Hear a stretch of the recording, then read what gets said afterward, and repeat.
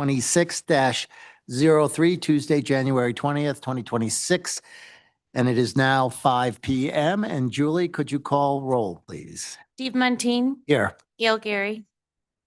John Agosta. Here. Dave Barnes. Here. Michael Bacino. Here. Amy Dixon. Here. And Brian Swintek. Here. Okay, can we all rise and say the Pledge of Allegiance? There's a flag in the back and one up front. I pledge allegiance to the flag of the United States of America and to the republic for which it stands, one nation, under God, indivisible, with liberty and justice for all. Okay. Tonight, we are going to take a motion to adjourn from our regular council meeting and reconvene as the Liquor License Authority. So could I have someone make that motion? So moved. Second? Okay, we have a motion from Councilor Gary, second from Councilor Barnes. All those in favor?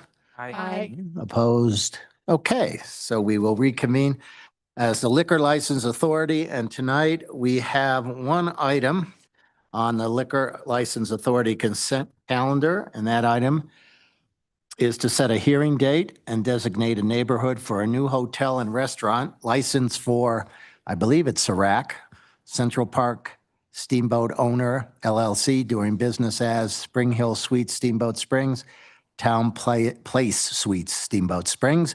Does anyone want to pull this item on council? Okay, is there anyone in attendance in the audience that would like to pull this item? Is there anybody online? Seeing none, we will leave this item on the consent agenda, and I would ask for a motion.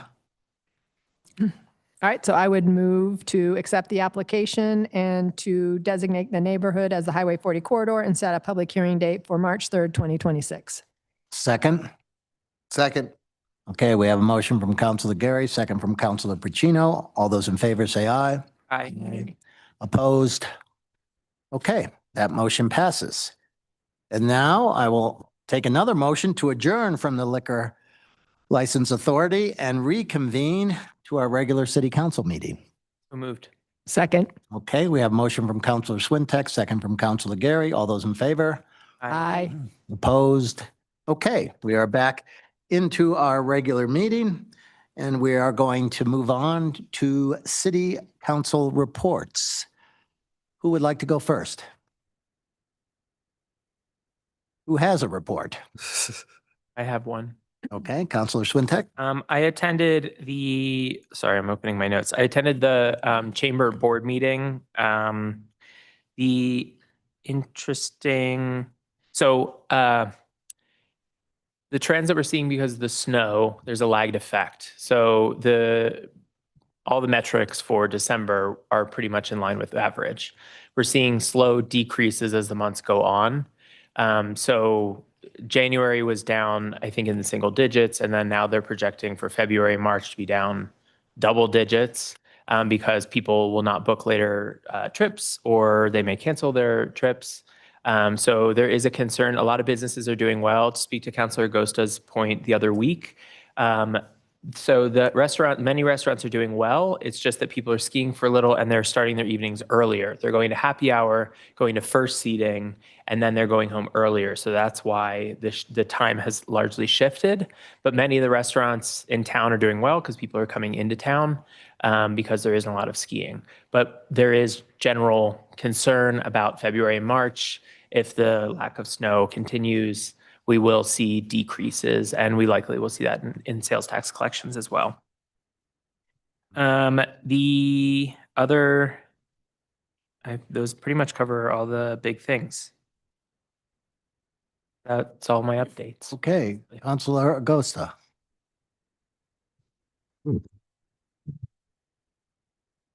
So, yeah, thank you.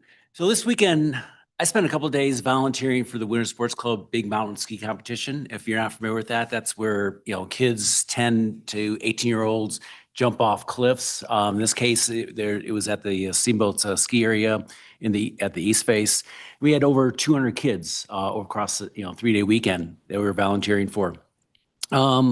And what struck me is, this showed, Steamboat at its best, a nonprofit winter sports club, the local ski area, Skiboat, mountain, the winter sports club, organized the event. The ski mountain provided the venue, the ski patrol.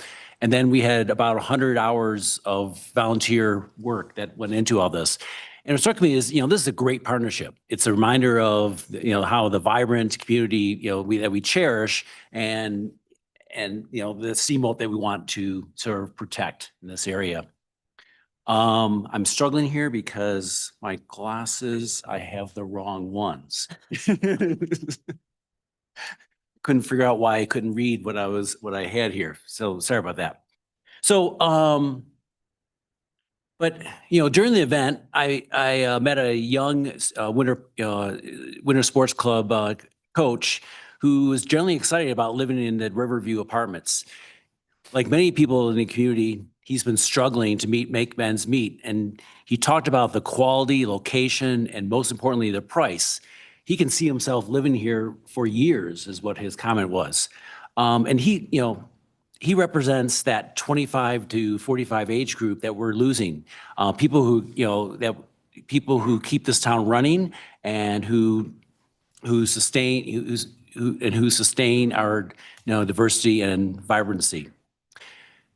So this comes back to as we work through the challenges tied to the Overland property groups, I keep hearing the question, why can't we do what Riverview did? And it's, it is a fair question, but government-backed affordable housing is bound by layers of regulation, federal, state, county, city, which shape our financing, shape our designs, and our construction, and leave us in vulnerable situations when things go sideways like they did with OPG. The bottom line is we need to do things differently.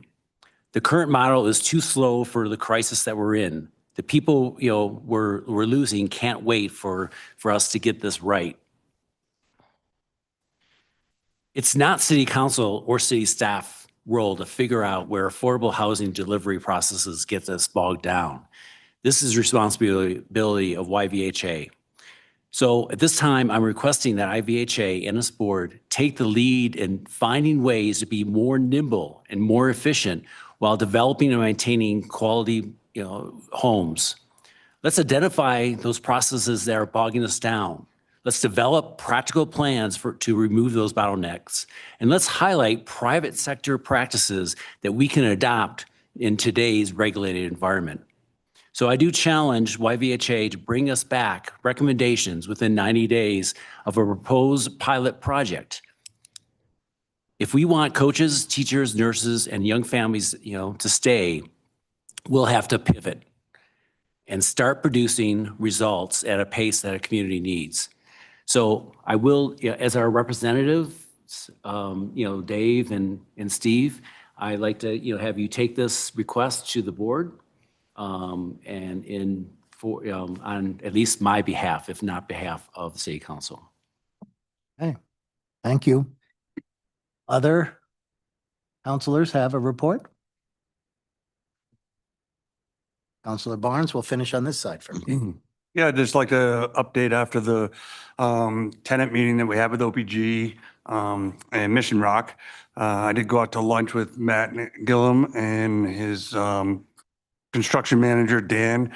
We went and viewed a couple of the properties. We talked about some additional things that we all saw that they thought that it could work on, as well as some technology issues that might help secure the buildings. I did stop by recently and walk through the properties, and there is a definite presence of people working there, boots on the ground. Things getting done not only to the general parts of the property, but also to individual units.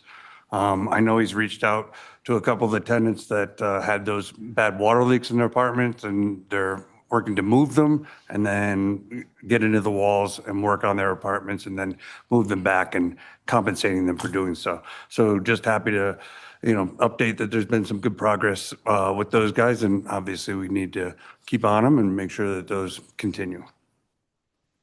Okay, thank you. Councilor Dixon? s- I actually have two requests. I saw it at a recent Breckenridge Town Council. They had their director of the Breckenridge Tourism Center come in, and Councilor Swintek, that was a great segue because that's exactly what she provided to the town council. All the numbers, what they're seeing on bookings, and also comparing it to other mountain towns. She used Steamboat as a comparison. I think and Park City, and same, from the news article, same concerns around snow and business. And interestingly enough, the businesses in town were not down in December in Breckenridge for the same reason that you highlighted. So my request is that I would love if the chamber would be able to come and provide an update to all of us on what they're seeing with lodging for the coming months. I think some of us maybe get these reports, but it would be great for all of us to be on the same page and to hear a report out so we can hopefully plan a little more proactively versus waiting to see the sales tax revenue report. So I would love that for our reps on chamber, if that could be an ask. I'm not asking for a massive report, but just an update would be awesome. My second request, this might come up, Councilor Mateen, with your report out, but I would love a follow-up from the meeting with last Wednesday. And yeah, I was on the call, so I know that they've committed to certain things. But I feel like it's something we need to have follow-up. And I'm also feeling a little stressed by the leak of the executive committee meeting at Yamp Valley Housing Authority and the reporting in the pilot. And so right now, the only information I am getting is when I pick up the paper and read it, or potentially an email from Housing Authority, but that doesn't say anything different. And so people are asking me about questions around the 9 million overrun. What about phase 2? Are you all going to fund, so I don't know. I don't have the answers. And I honestly don't get what happened. And I would like to know so I can feel more confident talking to folks. Yeah, so that would be a request. And maybe that's something maybe we could talk about, or maybe you could update. We will talk about that. Thanks. Councilor Pacino, anything? No report for today. I mean, last week with the airport and then the chamber board meeting, and it's kind of the limit to what was needed last week, but good chamber board meeting. Thanks for the report, Brian. Did a fantastic job. Okay, Councilor Gary. And again, just to follow up on Councilor Bacino, I think we and Councilor Mateen all went to the airline summit. And, again, I think that was, certainly interesting in terms of just getting a sense of, what's happening out there. But I don't really think that there were any surprises, right, that other than, just talking again about the expansion, which I think, most folks are aware of, but we will potentially have another opportunity to see that on a firsthand basis at our upcoming joint meeting, which we can talk about. But again, and I think maybe Councilor President Mateen will talk about this, but just make sure everybody has on their calendar the joint meeting with the county on Monday at 1:00. And then we did have our council coffee with council on Friday morning. And so again, Councilor Augusta, Councilor Barnes and I were there, and we had about 8 different members of the public as well. Some folks who have a tendency to join us and some other new faces as well. I was going to get my notes. Why are they not coming up? But we had a lively discussion about short-term rentals and the short-term rental tax, and certainly a discussion from one participant who, as we look forward to your kind of point about the economic trends and the economic headwinds, the concern about the 9% and how that could potentially be impacting visitors. We got a couple of different specific issues. There was a conversation about a portion of the sidewalk. So I think maybe Kelly took that down, who was also in attendance, in terms of following up one of the people who attended indicated that there were repetitive issues or have brought up repetitively about a sidewalk issue on 7th Street. We also talked, there were some issues and concerns about traffic speed downtown, particularly first thing in the morning. And so I'll put these in an email and send them out so that we all have those and staff can take action on the ones as appropriate. I don't know if you all have anything to add to that. I think you got it.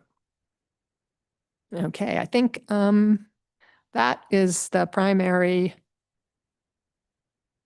I think that was pretty much all I had. Okay, good. And I'll add a couple things. One thing I want to mention about the airline summit is that with the exception of Jackson, we have more destinations and more airlines than any other mountain town. So that's exciting. I want to talk a little bit about the OPG Mission Rock follow-up, because tomorrow we will get a copy of the follow-up, the action plan that they're putting together. And we're going to look at that tomorrow, hopefully afternoon at 4:30. And then the plan is after that is to bring that to council and the commissioners next Monday. So that's on the agenda of the commissioners and the council meeting on Monday at 1 to 2, as well as lunch is served at 12:30. So we will talk about that. So that will hopefully bring a good quality action plan that has a substance to it. So I'm looking forward to that, and we'll get you copies of that as soon as we get that, obviously. Another thing is on the Winter Sports Club, I want to mention we had a meeting with the board of the Winter Sports Club. We meet with them every quarter, basically. And at this meeting, we talked a lot about the need to create a new economic model and projections moving forward, because there's a lot of work that needs to be done at Holliston Hill. And we got to get ahead of that from a planning perspective and understand what the capital needs are and what the budgeting requirements are and how we're going to potentially fund things. So that is being worked on, and we should have that at our next meeting.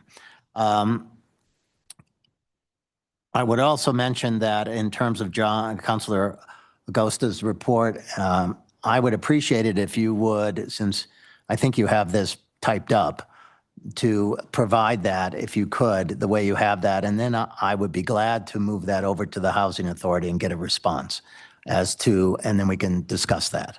Okay. So if you could Thank you. shoot that Yes, I over. do. Yeah. Okay, that would be great.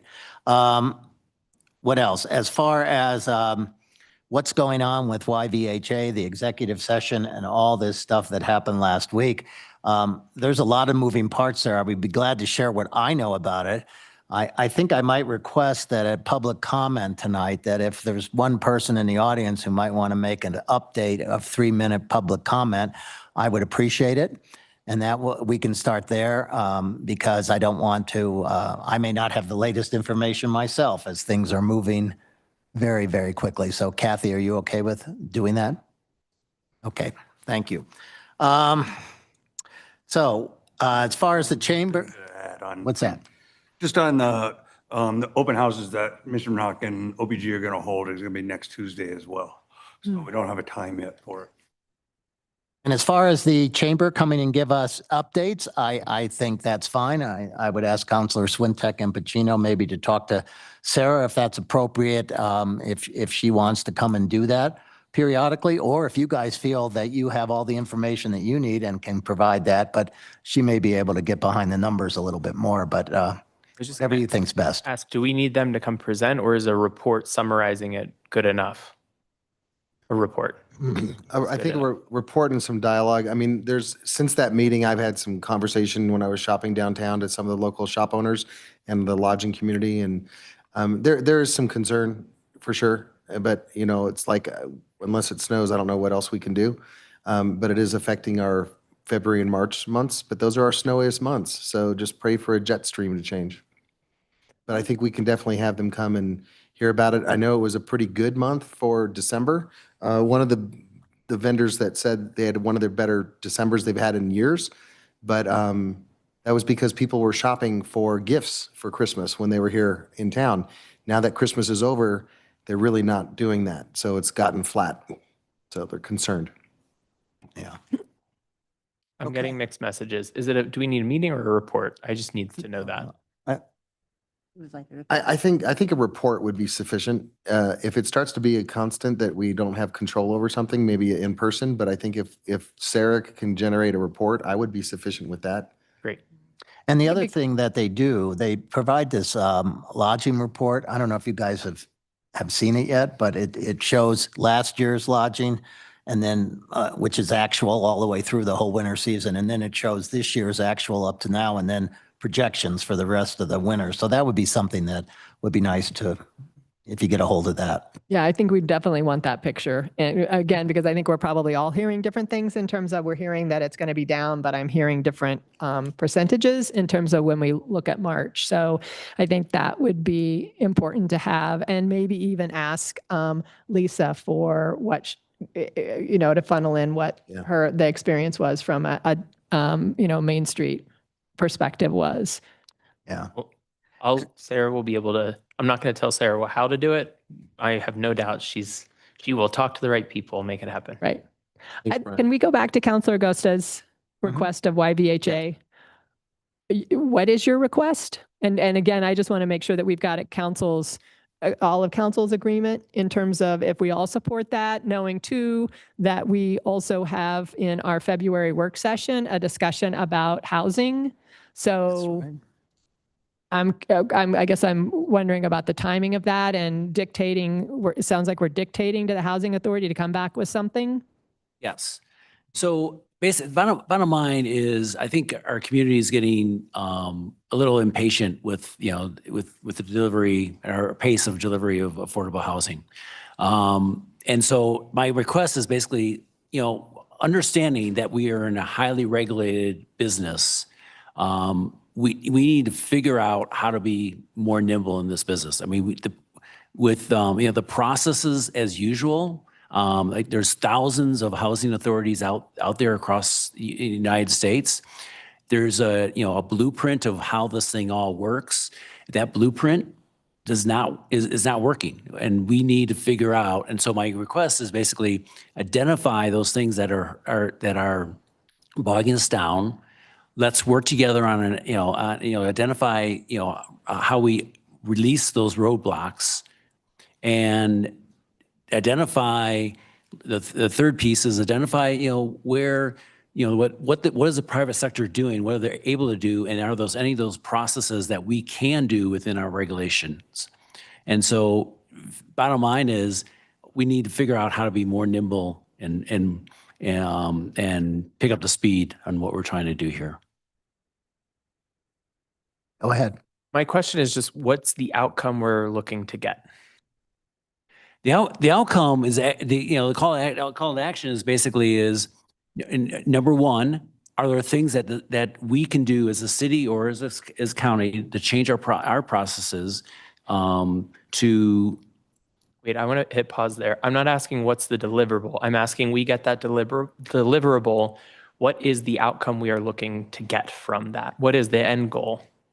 We implement it. We hire consultants to implement it. What is the outcome? The outcome is that I'm looking for is what an affordable housing development. Basically we can move forward on, and basically look at it in new ways in terms of how do we move this forward. It sounds like Go ahead, Brian. I was just going to say, this sounds like a paperwork exercise to me.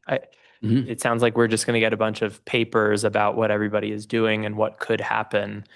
Nobody can live in a stack of papers. So that's my concern. Yeah, and I think the other thing, now hearing more about what you're saying, is that I think as we drill down into our council goals for 2026, that we will have some specificity around some projects or some things that we want to move and accelerate at a much faster pace. So I think that may address what you're saying, because in order to move faster, we may have to look at how we're doing things differently. So I think the difference is I want, I don't want the city to be, us to be in the housing business. We have an organization that we have, which is YVHA, to provide and deliver, increase the stock of affordable housing. I don't see this as a role of the city or the role of this council to be, building out affordable housing. That's the role of YVHA. And so I want them, to take more of they've been sitting in the back. I want them to be more, forward. And, what do we need to do to deliver affordable housing? I mean, I think that there are a lot of things that the Housing Authority is doing, right? And maybe it's just that we're not aware of those. I mean, certainly we've got Cottonwood, certainly, one of the things we've talked about but haven't gotten an update recently on is Hilltop, which is, the potential of a joint project, right? In terms of city, county, and the Forest Service. And so I guess, Tom, my question to you would be, when we do the work session, I mean, we do have the short-term rental monies, right? So that's how we play a part in this. And I think the question would be, as we talk about the goals on housing, do you anticipate that being part of the conversation in terms of things that the Housing Authority is teeing up? Well, I think that's a decision for council to make. But it'll be part of the discussion. Your goals wouldn't be a goal of the Housing Authority. It would be something that you have direct impact over. That's what I would emphasize. So I think if there's a desire to have the Housing Authority behave or act in a different way, that's a conversation that you need to have with them. There's some, the intergovernmental agreement conversation is going to be on the work session. But in terms of your goals, I would stress that you probably focus on those things that you have direct impact over. Appreciate the sentiment, but I think where we sit, we are a board in a way, and we shouldn't be telling them what to do. We should be applying pressure to that board to elevate our expectations. And the step for us to do that would be to work with the county to make sure we have a unified voice. So then we can go to the board and explain what our expectations are, and that explaining basically what you've said.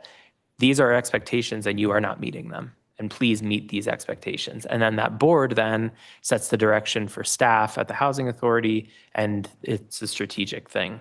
Us getting in and saying, make this report, that isn't the role. Well, very good point, and you very articulate. I agree with you, Brian, and I think part of that is we need to work in unison with the county when we give direction to the Housing Authority when it comes to that kind of detail. And I think, I may have done things wrong in the past, and so I want to encourage us to use our channels with partnership of the county to educate and work with our current Yampa Valley Housing Authority board. Let's use the channels that are in place before we start spinning off into rogue, as I have been used before. So I'm a little sensitive to that as well. And Brian, you gave a good example, so I like that. So I don't feel it's being rogue. I was rogue, not you. I was rogue. It was a request to pass this on to the board, my request. And it is basically, as I said, I don't see us as being the ones push, because we've been talking, at least the three of us have talked like, hey, can we do a mini, Brown Ranch, of some type. Us designing that, dictating that, that's a city, I don't see city council being responsible for that. I see us requesting from the Housing Authority a scaled down plan, and what would that scaled down plan look like, and how could we deliver that, efficiently, effectively, and knowing that the regulations, heavy regulations that we have before us always bog down projects. And so I want, I don't see us leading that. I see that should be led by YVHA. Well, as it pertains to Brown Ranch, that's the discussion we're going to have as part of the community report, right? Yeah. Yeah. I mean, So, I mean, I think we're all probably just as frustrated. I mean, I think everybody's frustrated with the pace, right, in terms of delivering affordable housing. I will say that the Housing Authority has been the biggest developer of affordable housing, in terms of bringing those markets to, bringing those units to market, right? And so, maybe it's about, and, in terms of our YBHA representatives, reporting back in terms of what is in the pipeline, because we know that there are things that are in the pipeline. So maybe it's just a matter of having that be communicated to us. Yeah, As I guess opposed to it would dictating. be good to understand what's in the pipeline because Hilltop, that's dead, in my perspective, with this current administration, it's, tied things up. It's not moving, not going to be moving.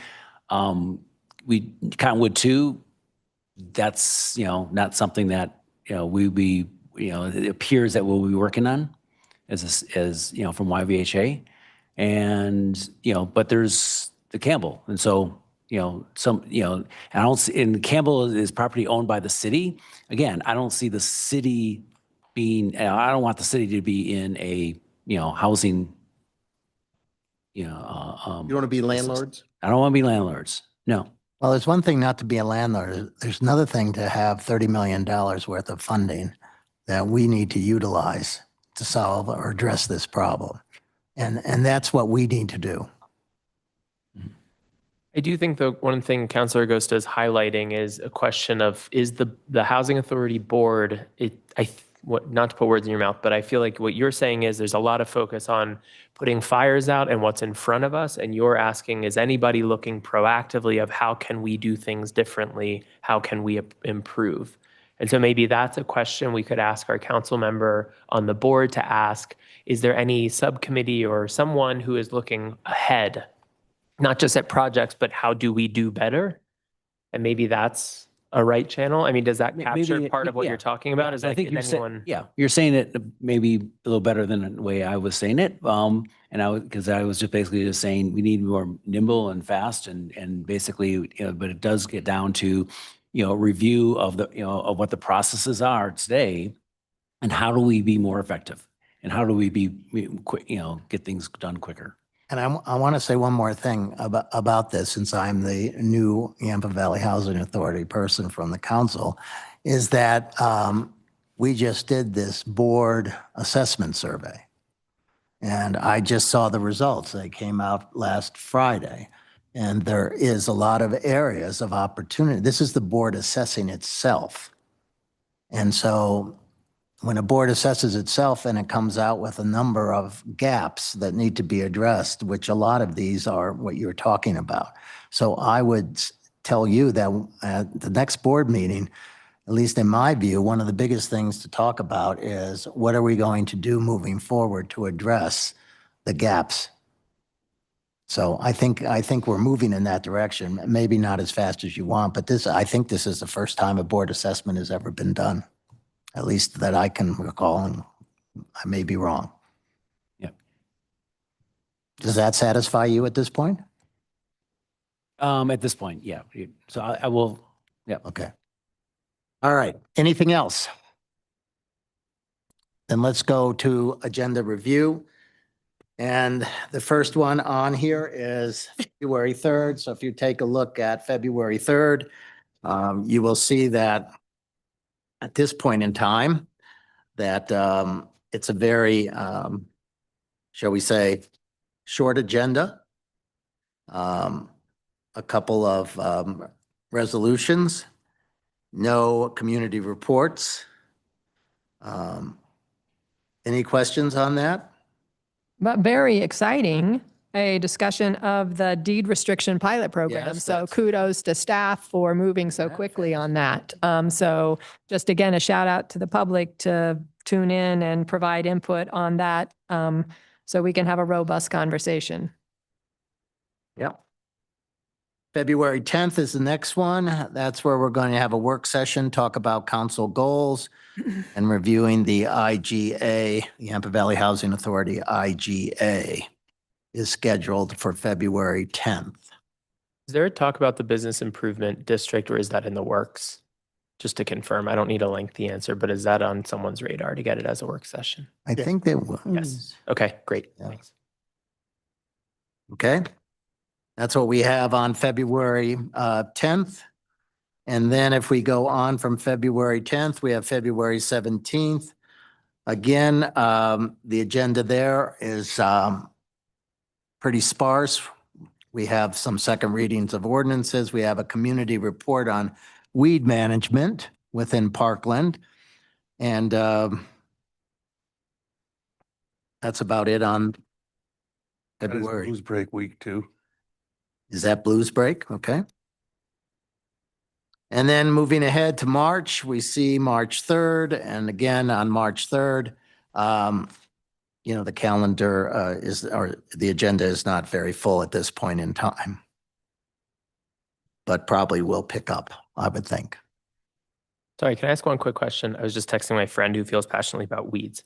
The February 17th session, are they able to make a public comment during a community report like that? No? Yes? We do take Yes. public comment? Okay, great. Yeah. Yep. I know there's a lot of weed enthusiasts, so. No, that would be great. Great. Okay. Going back to the work session, is there a way that we can be efficient and productive around the IGA conversation? Meaning, should we submit suggestions ahead of time and then we compile them into one document? I just am feeling like it's gonna be like a free for all. I think that if we get our packet ahead of time and we know what we're going to have that conversation, that's what we really need to do as council is we need to do, like you ask questions and send emails to out. This is one of those ones that we can't have this conversation on the fly and think we're going to have much productivity. If there's things on the IGA we want to change, we need to bring that up before that meeting and let us all noodle. Don't need responses. We don't need solutions from the city manager or anybody, but we want to know kind of where you guys are landing because that may spur me to be like, yeah, I kind of agree with you on that. And I don't want to do that on the fly and then be cut off in 45 minutes because that's a waste of time. So yeah, I think that as a team, we should really consider looking through the IGA and understanding what is it that you would like to have concerned on, bring it up to each one of us in a council response, and then don't need replying back and forth, but just here's what I was thinking. And then when we have that meeting, a lot more colorful conversation. Won't be so We can black get and you the IGA is, we don't have to wait to the packet. You can have a copy of the IGA immediately. And I would include in that the bylaws, because I think, I mean, not only the IGA, but I think just to give to context and grounding and a foundation, let's forward out the bylaws as well. I'm wondering if we could all send in any areas of concern we have or anything that we want to change. Everyone just forward those in, and then we can tabulate those and summarize those in a way that that's how we can start our discussion. Yeah, if you send them to both Dan and I think Dan and I will be collectively working on this. So we can just include a list in the packet. So you sort of go into that meeting knowing a general list of those ideas that you have. And then that'll be the framework for the discussion. So not to the whole council, just to you two. I think it'd be easier just to send them to me and Dan. Yeah. Okay, and let's pick a date for when we will get these to Tom and Dan. Since that work session is scheduled for February 10th, do we think we could have them a week before then, February 3rd? We need it probably a little bit earlier than that because we got to You put, got to get it out by Friday. So the Friday before, would that be? that would be great. Okay, so what date is that? That's 29th, next Friday, I get, next Friday, 29th? Yeah. Okay, is that 29th? is that good with everyone? You're done. Okay, well, you don't have any work to do then. Send them in. Okay, good point, Counselor Dixon. Thank you. Good for raising that. Okay, anything else on agenda review? Yeah, do we have a time for the work session on the 10th? yes, we. Do we have a time? I'm in place. the work session? 5 Yeah. PM. Well, we have listed in the calendar item, 2B is a work session and 2C is a regular meeting, both on February 10th. Am I reading that incorrectly? No, we do that sometimes when we have small work session that we need to kind of have another joint or a regular council meeting. So you'll Oh, find that accordingly, that sometimes they're on the same day. I'm sorry. That other, I should have mentioned that. That other is a regular meeting. Since the work session between those two topics is not excessively long, we're going to have also a short, regular meeting on, as you will see over there on the consent agenda, that deals primarily with the Campbell property. Okay, And so, that'll be first. Yeah. and so we'll still convene at 5 o'clock 5 o'clock. for both sessions. Thank you. Yes. Yes, thank you. It's a good point. Okay, so I think we can go then to the city manager report, and then after that, we should be right around public comment time. Great. Thank you, President Muntean. Tonight's city manager report can be found on the city's website, steamboatsprings.net. Just scroll down and tonight's report, as well as all previous reports, are on that tab. Tonight, we have the three Ps, Public Works, Planning and Parks and Rec. And starting off with Public Works, I just want to, just a shout out, and starting with the airport, a thanks to Josh Schroeder. He met with a group of airport managers from across Northwest Colorado to kind of discuss best practices related to ground leases, FBO agreements, market rates and changes, and charges. The group's goal is really to establish an ongoing regional collaboration that supports benchmarking, shared knowledge, and informed decision-making for future airport policy development. So it's really good to collaborate, I think, on a regional basis and understand what other folks are doing. So thank you, Josh, for taking the lead on that. I appreciate it.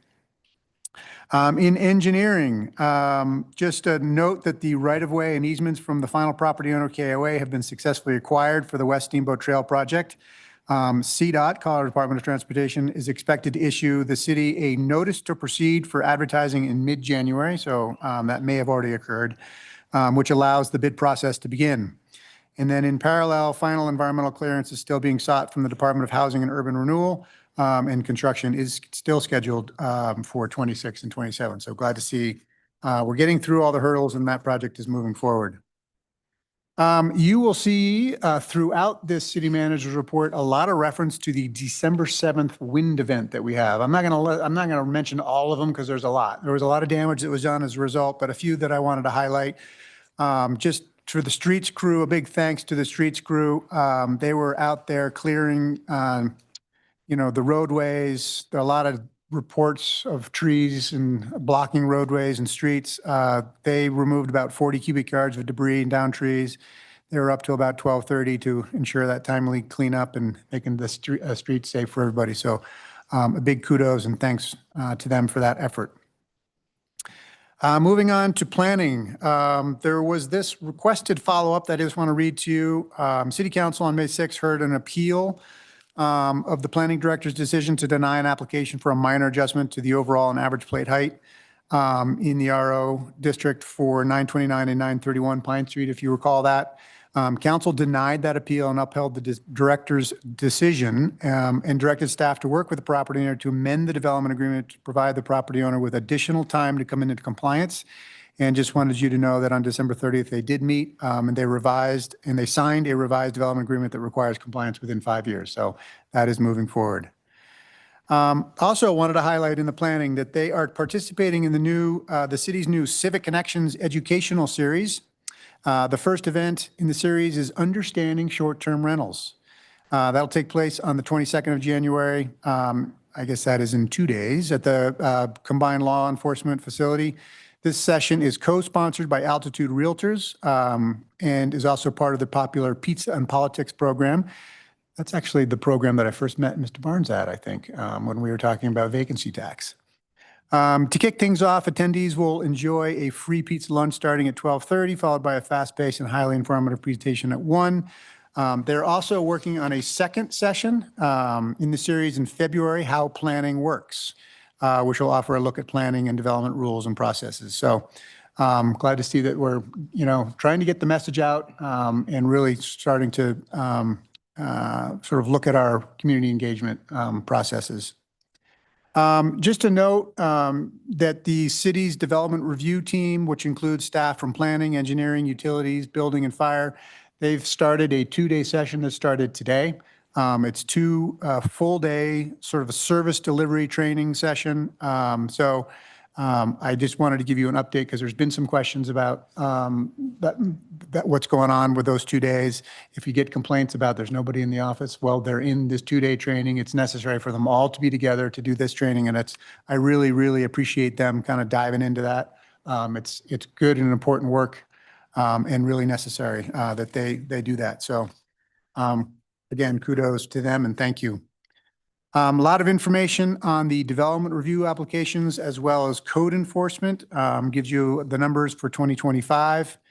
Also, on February 13th, the Historic Preservation staff will participate in a panel discussion at the State Historic Preservation Conference, Saving Places, on challenges and opportunities within historic preservation at the local government level. So glad to see that staff is participating in those state conferences and getting the word out on some of the work that were happening here in Steamboat Springs. In 25 last year, the city was awarded a grant funds from the Development of Local Affairs to develop several plans and associated documents to ensure the city is in compliance with the SB 24-174 bill, which is the land use planning and housing. We are finalizing a contract with SE Group to move that forward. There's a need to revise the housing action plan, as well as 2 community plan elements, strategic growth element and water supply element.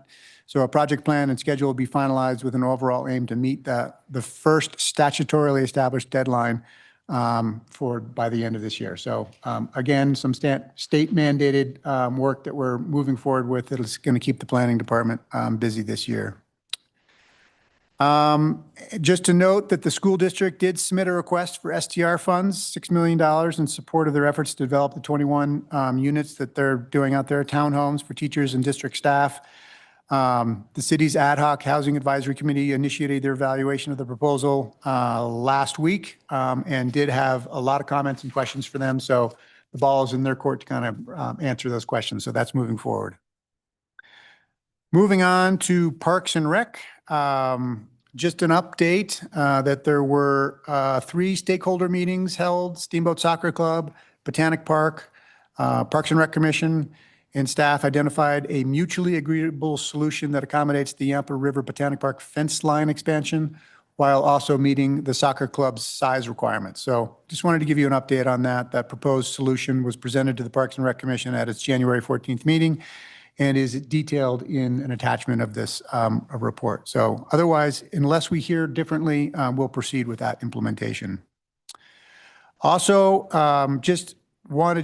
there's also an attachment in here with respect to the request about the golf passes and boards and commissions. The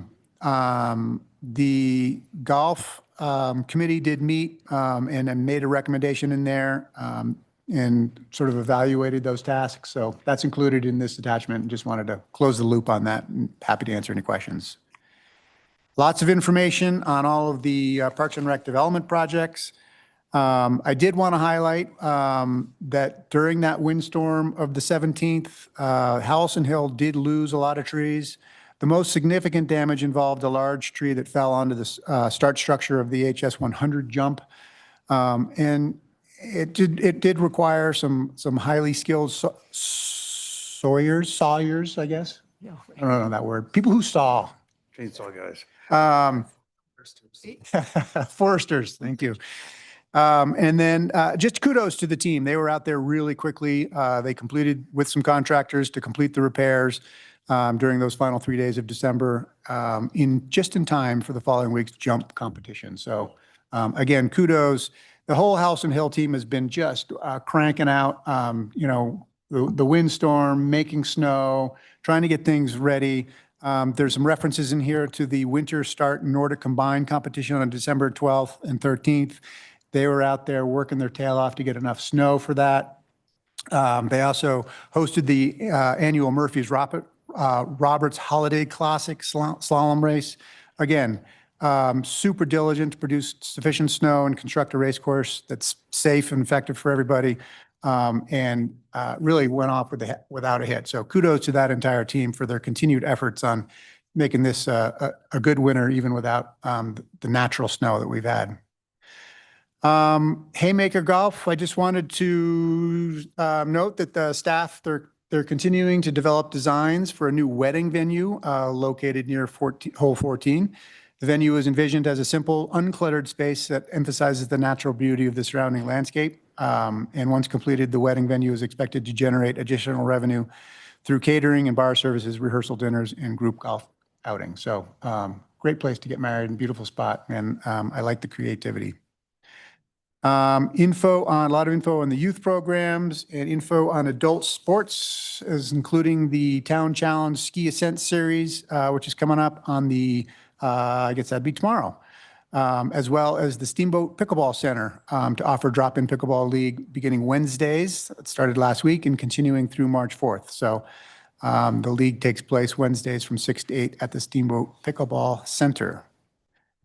Let's see. And I think that's it. I just did want to highlight in human resources there, the HR and risk team finalized the annual performance management evaluation processes, as well as the annual compensation cycle through Workday. That was kind of the first time they did that through Workday.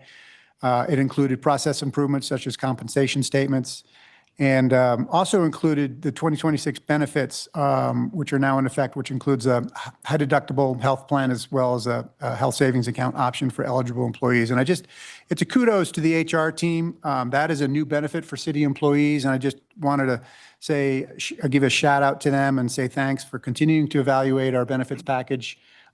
We strive to be the preferred employer in the Yampa Valley, and it's looking at our total package and our total rewards program and constantly making improvements to that helps. So appreciate that, and kudos to them. So thank you. That concludes my report, and I'm happy to answer any questions. Okay. Thank you, Tom. Anyone have any questions for Tom? I had one, couple things on your agenda or your packet. There was something Parks and Rec memorandum that we got this week. And in that was just kind of a comment. On November 12th, the Parks and Rec Department hosted the first Emerald Park User Group meeting to discuss current and future Emerald Park projects. Love the fact that we're getting together user groups with different areas of our town. My question is there a notice, or can city council be notified of these things? Because for me, if I was just to fly on the wall hearing some of this, it would be helpful. Not that it's going to do anything, but if there's some meetings that you guys are having that we can be invited to as well, when you invite these many user groups, it's like, let's see if anybody at council wants to show up. So to me, that was a missed opportunity. And you may have told us, I don't know, I may have missed, but it's like, to me, anytime the city has any user group connectivity with our community, I want to know about it. I want to be there my only thing is I don't want to be there if I'm going to drive the conversation or steer the conversation. That's not what it was. So we need to have some discipline on our side to just be a fly on the wall. But the value of being there and hearing the word of mouth from citizens, I think would be invaluable to me. That's a one way that, as we had a community, our goal for city council was community outreach and engagement. This is one of those things that I'm sure everyone that's mentioned on here, if there was a city council member present, it would make it even more important that they feel their voice is being heard. So I want to see if we can take advantage of those opportunities moving forward that we haven't had the invitation in the past. So just kind of a point of reference, and it doesn't need any kind of response, just take note. And then I did want to not pass over the Public Works airport report that you have in here. And one of the couple things is, as we're looking, I'm on the airport commission again, and so I know I'm going to be looking through this, but transient hangar fees went up, 61%. And more importantly than that, the aircraft parking fees went up 99%. And so these are substantial money generating projects that I just want to, we can't just lightly go over this and say, oh, we has a report in there. These are substantial growth changes that I think with the increase of our fees, we're seeing a direct response to how it's going to cost us paying for the airport. And so I just wanted to say, Josh and John Snyder, kudos. We're reading these, we're seeing it, but I wanted to point it out and go through that. And then looking at some of the other reports on the fuel sales and things like that, we see that it's hit and miss depending on what summers we have wildfires. So when you look at this, you got to recognize some of those are when we had a lot of fires and stuff. But it's just important to recognize that we are seeing growth in some areas, and I didn't want to pass over the opportunity. I appreciate that. And during the retreat, you had also requested some future work session to have Josh come just speak to some of the changes that he's implemented at the airport and speak to some of that and the impacts of those. So we will schedule that because I do think there's a lot of interest on council on what's happening out there. So Absolutely. Thank you. Okay, thank you, Councilor Pacino. Anybody else have a comment or a question for Tom? Does everybody agree that they'd like to be notified of any user groups that are meeting and in order to possibly attend? I'm not a fan of this because our presence has an effect. That's my only concern. Mhm. But it does, and that's really my concern, is that I don't want it to tame the conversation, but it's also a missed opportunity for us to engage with our community on something that's non-conflict related. But frankly, we should be doing that proactively then and reaching out to talk to these different groups. That meeting, it will affect the dynamic and how it is. Our voice has weight. It just does. Understood, but when the city staff makes a meeting, okay, then the city should all know about it, including city council. And if there was going to be something that we would hinder the conversation, we don't need to be there. yeah, I mean, I think we can look at and we can have a conversation about notification to you. I mean, if you want it to be a public meeting, then we've got to go through the posting process. And if there's more than 3 council members, then we have to take minutes. And so it does complicate it, but I think at least so you can be aware of it. That's one thing. If you want to attend it, then I think that's a different conversation that we can have. But we can have a discussion to see how we can at least get you the information so you're aware of what's going on. That's all. Okay. It's out of respect for those that are coming to the meeting too. If they're coming to meeting and they may only hear, Angela, with all due respect, they may be, gosh, a city council member was also there. That may help stir some conversation that may not be as much. I don't know. So there's no good method, but it's just, I thought it was an opportunity for community engagement, which was one of our goals. And we have a path forward with Tom on this. Thank you. Okay. Yes, Councilor Do Gary. we want to talk golf passes? Oh, And actually, I'm gonna make a proposal. Right, so I don't know if everybody has seen, the email about the golf passes and kind of the follow-up, and there's a lot of different numbers and a lot of different information and kind of trying to track this. It's really still not clear to me. But I think going back to the original intention, which really was to try to incentivize as well as to show our gratitude for any person in the community who steps up to serve on a board and commission, and really to just to look at this in terms of some people are getting golf passes, some are getting golf passes and ski passes. And so I guess what I'd like to suggest is I would be willing to kind of take this on. And if somebody wants to be with, to help at least kind of frame this in terms of kind of getting the actual numbers to say, what makes sense. Because I read obviously in the memo that there's concern, right, in terms of offering the golf pass because there's, the potential cost. But I don't think we really have a good sense of how many people would actually take advantage of that? Is that really a big deal? What's kind of the administrative? So I would say maybe we just take a pause on this for a minute, kind of try to gather the information and come forward with the recommendation to bring to council. Because again, we're kind of, what I'm seeing is I think we could be more consistent in terms of what we're giving to the various different boards and commissions in terms of golf passes versus Hallison Hill passes and And, and I understand that having a pass to Hallison Hill is different than having a golf pass. And it sounds like there's a punch pass that the city staff get, that maybe that could be an option for members of the boards and commissions as well, as opposed to just having an unlimited pass to Haymaker. And it sounds like you're willing to take this project on. I am. Well, and I thank you for bringing it up. And there's a couple of boards. I feel when I read through this that it should be an either or. The city owns a very wonderful ski mountain as an asset, and we own a wonderful golf course. Okay.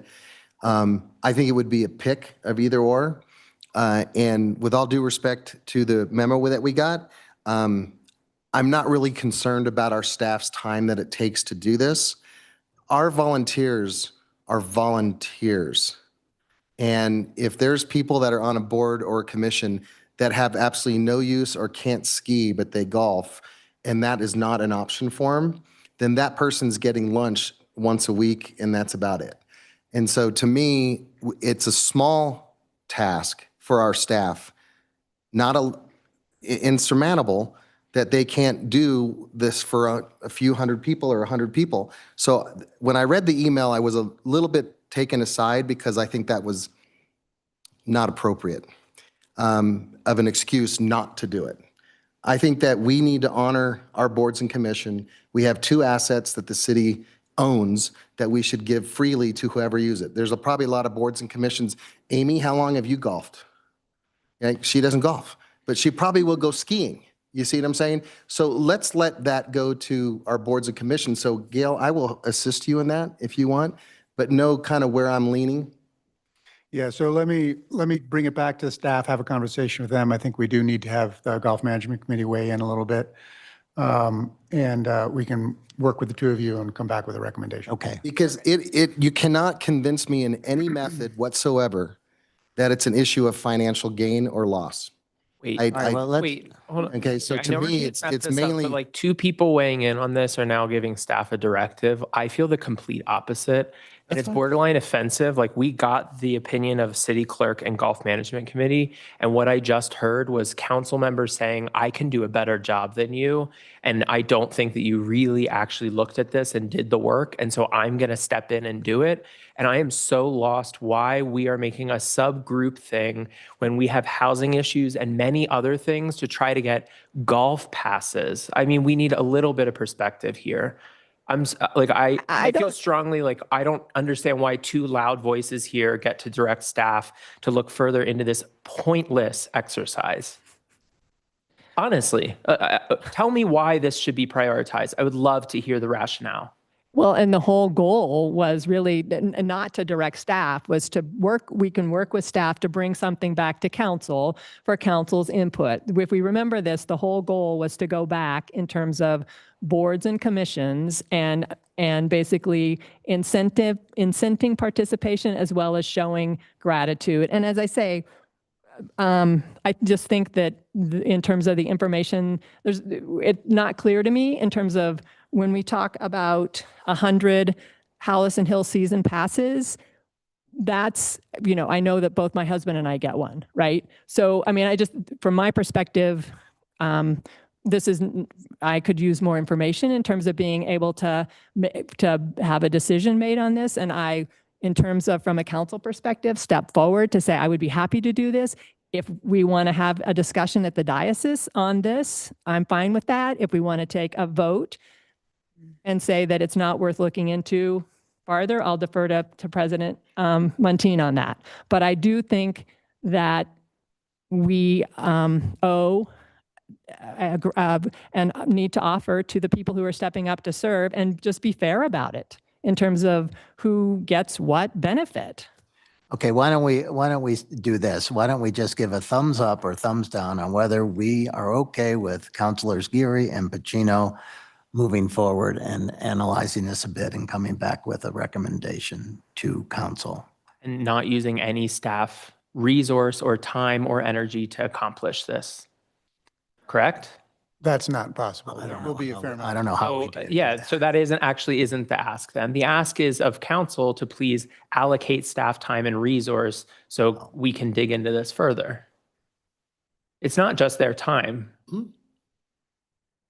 I don't know how much time it's going to be for other people to get involved, but we need to get the public comment here. So one more comment or so, and then let's move on. I look at this as you look at total compensation for staff employees. I think I look at this as bucketing this in total compensation for the people who volunteer their time. And, so this is one piece of a total compensation. If you think about what we are, do for our boards. So that's how I'm framing this. I think somebody at some point in time, it would be great to have them look at it more holistically than just a Hellison Hill Pass or a ski pass or a golf pass. Before Okay. we vote, I would like to remind you all of the goals that we've set and the limited amount of time and energy that we have to allocate. And if you vote for this, you'll be allocating pointless time on golf passes. I think that's your opinion, though, pointless time. Taking my hat off in this role and putting my hat on my other job, this is what elected officials do. We direct the work, and if we see something that we are thinking might benefit our community further, and they're volunteering their time, and I'm hearing is no work on my part, I'm not doing anything. These two, with some staff, said they want to look into it. This is what elected officials do. Sometimes we direct work to city staff on things that we're hearing from our community. We're not hearing So from the that- community on this. We aren't. The complaint came from people coming, it was a public comment about a lack of attendance on boards and commissions. And this has spun out of control into saying we need to lead by a carrot when we don't even have a problem with people applying for these boards. and We do, actually. We don't. I'm sorry, we do. I've been on that committee for 2 years now. We do have a problem. So anyway, that's, Okay, That's let's thumbs up or thumbs down on whether or not you want Councilors Gary and Pacino to take this and move forward on this. Thumbs up? Thumbs down? Okay. Right. And you can let us know when you're going to get back to us on this, but maybe sometime by the spring, I guess. Oh, yeah, it's not a lot of resource. I mean, it's just a couple of questions. Okay, good. All right, it's time for public comment and general public comments. City Council will make no decision nor take action except to direct the city manager. Those addressing City Council are requested to identify themselves by name and address, and all comments should not exceed 3 minutes. So anyone in the audience who wants to make a public comment, please come on down. Kathy, come on down. And if you're online and want to make a public comment, just raise your hand and we will get to you. Good evening. I'm Kathy Meyer, President of the Yampa Valley Housing Authority. I would like to share some information about what's been going on the last week. Not every detail can be in the newspaper, so let's start there. Some of the information may be repetitive. We had an employee make an error and posted our executive session to a YouTube channel. It was immediately taken down.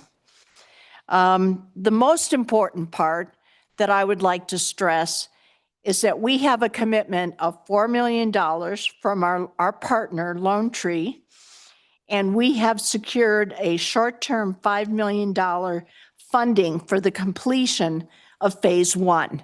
So there is no shortfall. All of our qualified prospective buyers have been contacted by phone, approximately a little under 100 people, and 100% said thank you for reaching out. We look forward to our lottery kicking off in mid-February and a second one upon completion of building the second building.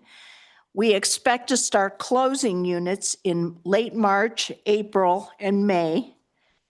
And I would like to make an offer. Traditionally, the Housing Authority, has made an annual report to council. Sometimes it's been in writing, but I think it's time that we do it in person so that everyone can ask questions. And we would highlight not only our annual report, but share with you our 2026 and 27 updated goals, and especially our pipeline review. So thank you very much. And thank you for all of your help and your focus on housing. Thank you. Thank you. Thank you, Kathy. Anybody else in the audience? John, come on down. Thank You you. have 3 minutes. Thanks for coming last week, and I know you Yeah. didn't get to say anything, but I appreciate I'm it. on a learning curve. Just want you to say it was knowledge, I signed. Well, thank you. Thank you. I'm John Tomasini. I live on Mark Twain Lane and I've been there for a while. And tonight I'm coming because I'd like to reintroduce these development plans in specifically for the benefit of our 2 new members of City Council. What we have is a history of identifying the Brown property going back to, actually it was 2006. It was called the West Steamboat Development Plan. And that development plan was put together in a completion, and then it turned into Steamboat 700, and then it's now, of course, referred to as the Brown Ranch. But I just want you to know that, for your benefit, that there's a complete plan here, sewer and water, all the infrastructure, all the way out to curb and gutter, and sizes of housing, which I'd like to address at this point in time, because the size of housing, along with the density that's been proposed up to today, is, I think, being way overlooked. It needs to be compromised. And I think if you will all add up the last 6 years of development in this city and around this city, underneath the category of affordable housing, you're going to find that the proposed housing on this current development, or as we go forward, at 2,264 units, needs to be modified to at least 1,000 or less. And I think you have a lot of information provided to you underneath the guidelines of sustainability that the Yampa Valley Electric Association, and you go into traffic and you go into everything else.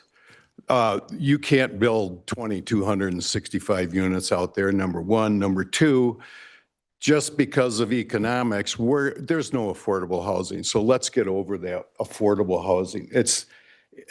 I think I heard you just touch on that last week, Councilman Buccino. I can't figure out why. I don't know this, but it's only because I've attended this since it got voted, since the referendum came to vote. It would be 2 years ago in March. I've started attending this meeting, and I resurrected all the people who were responsible for this plan. Why would you go out and spend taxpayers' money and hire consulting groups that, from what I can see, their fees are exceeding what you've spent on this development, and not go back and use what's available and contact these people and get them back into the mix of things? I'll let you think about that till the next 3 minutes I have. Thank you, John. John. John. Thank you. Okay, we have someone on line. You Bill want to Path. Yep. unmute and state your name and address? Bill Pass, 1875 Hunters Drive.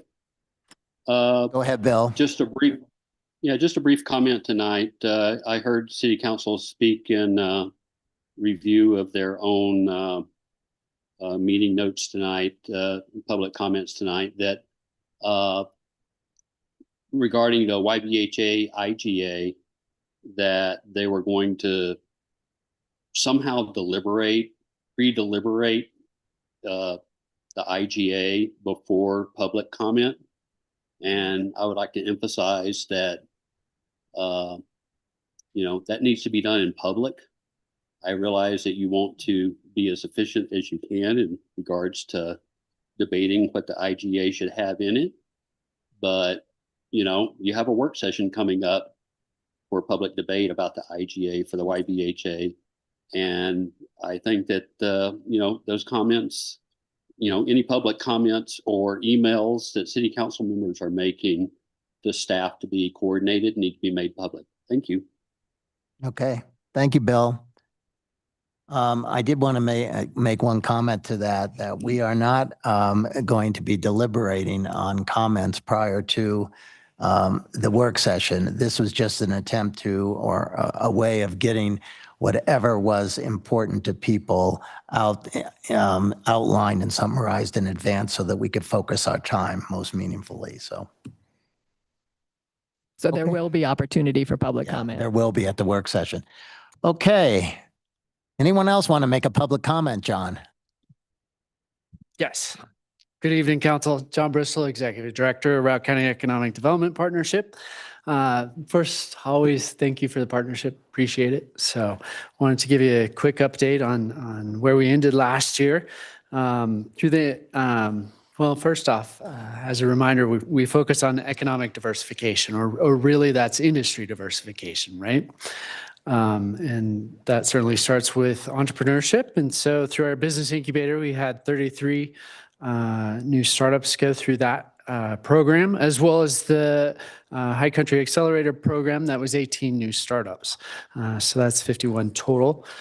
Through the business retention and expansion program, right? Keep the existing businesses that we have here and really engaging with them. And we did over 80 business retention and expansion visits. That encompasses a little over 430 jobs that touches. So, and then when it comes to our trade groups, organizing our trade groups, supporting industry diversification. So there's peer learning. That includes both our Yampa Valley Outdoor Recreation Coalition. With that group, we had 8 separate meetings, some of them, for example, focusing on tariffs and trade policies and peer learning that happened through that, as well as our Yampa Valley Food and Beverage Manufacturers Group, and that was 7 separate meetings and participation in that.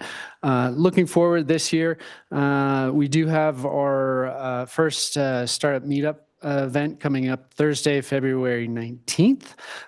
Also, that's the launch of the High Country Accelerator. We have applications open for that right now on our website. If folks are interested in that, point them towards that. It's rcep.org. And then, where are my notes here? I'll leave it at that. Oh, on Thursday, we have the Economic Development Council meeting, and we'll have a presentation from RWE on their battery energy storage system project they're doing in West Routt County. So again, appreciate the partnership, super proud of the team, our board, and the EDC and Keith Hensley on my team and others. So thank you, and we're doing a good year. Be back. Thanks, John. Thank you, John. Okay, is there anyone else in the audience who would like to make public comment tonight? And I don't see anybody online, so we will close public comment. And just the one note here, Kathy, you requested that maybe Yampa Valley Housing Authority could meet with us periodically and specifically around 26, 27 goals and keeping us updated on the pipeline. How does everyone feel about that periodically? So we good on that? So we'll talk and schedule accordingly. Thank you. Okay, it's 6:20. We have a 45-minute community report. Is everybody okay with having this community report before we take a break? Yes? Okay. Then Jen and Todd are going to give us a report on the Fish Creek Filtration Plant IGA. Okay. Michelle, okay. It's all right. I've been called Todd before. It'll look like. Thank you. I should have looked and realized he wasn't in the room.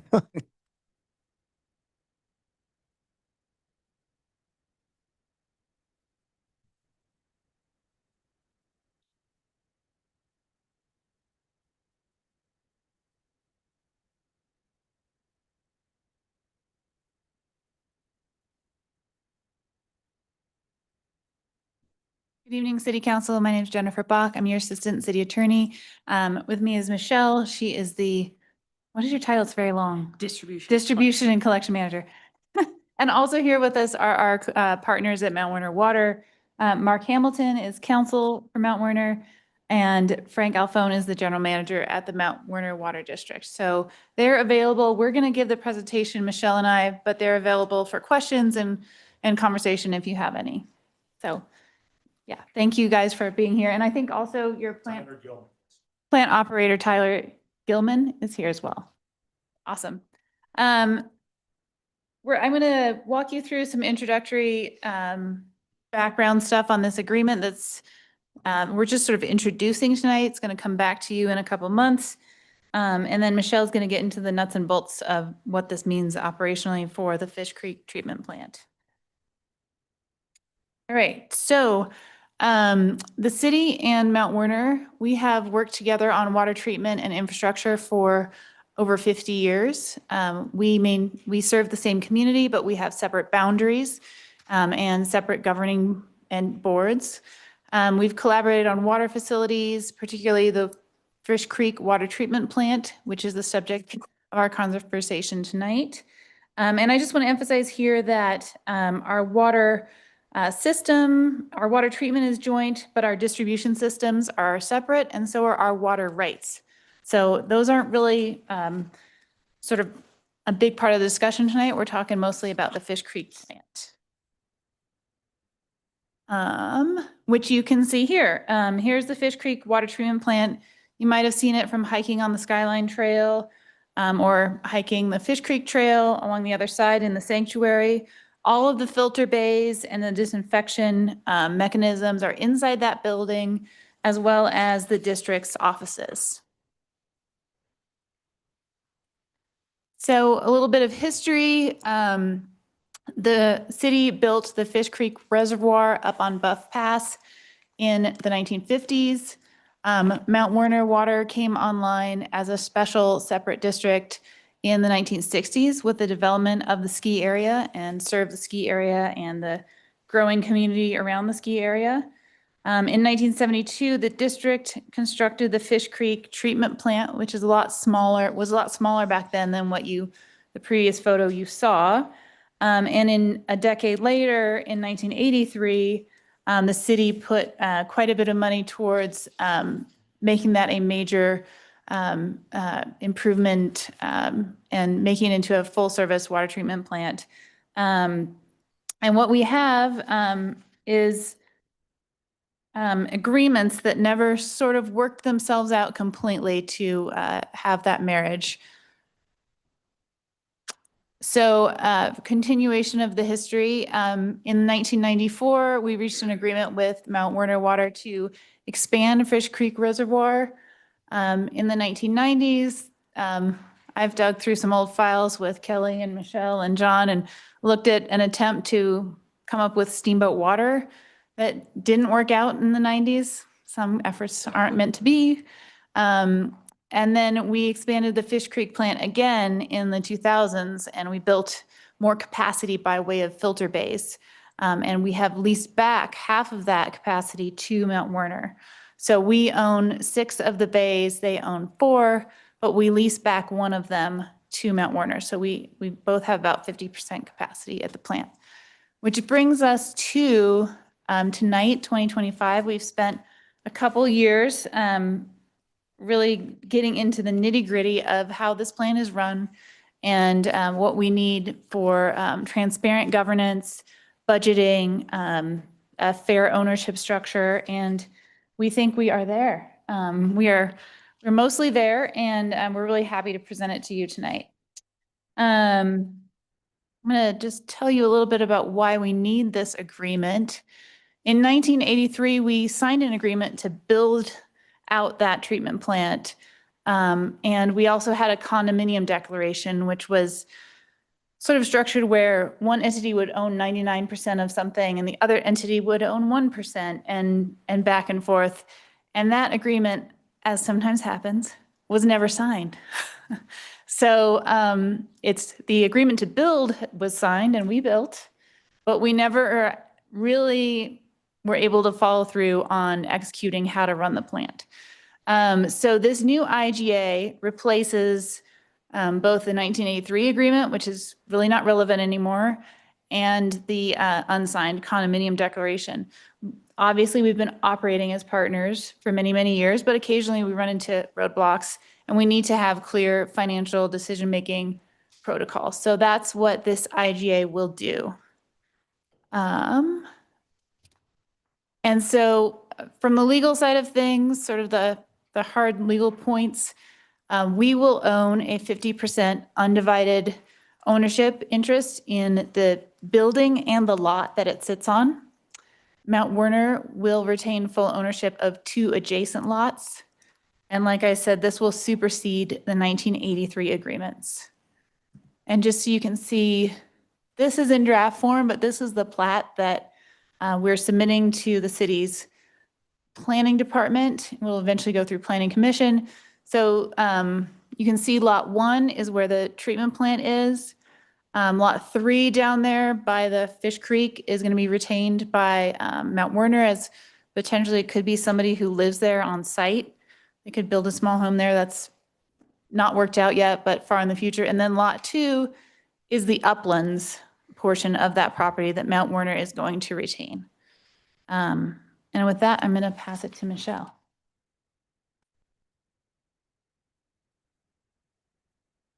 So on operations and maintenance, the draft IGA keeps the day-to-day structure largely the same as what's been working. Mount Werner Water will continue as the operator of Fish Creek Plant. The key change is that the agreement clearly documents how costs are shared, both routine operation and maintenance costs, and how we allocate those costs based on water production and use of plant capacity. Where this becomes especially important is major capital work. Under the IGA, significant capital improvements would require joint approval, and the cost sharing would follow the agreed framework. So neither party can be surprised by a major decision or a major expense. The slide covers how decisions get made and how issues get resolved. For major operational and capital decisions, the draft requires mutual consent, so big moves are collaborative by design.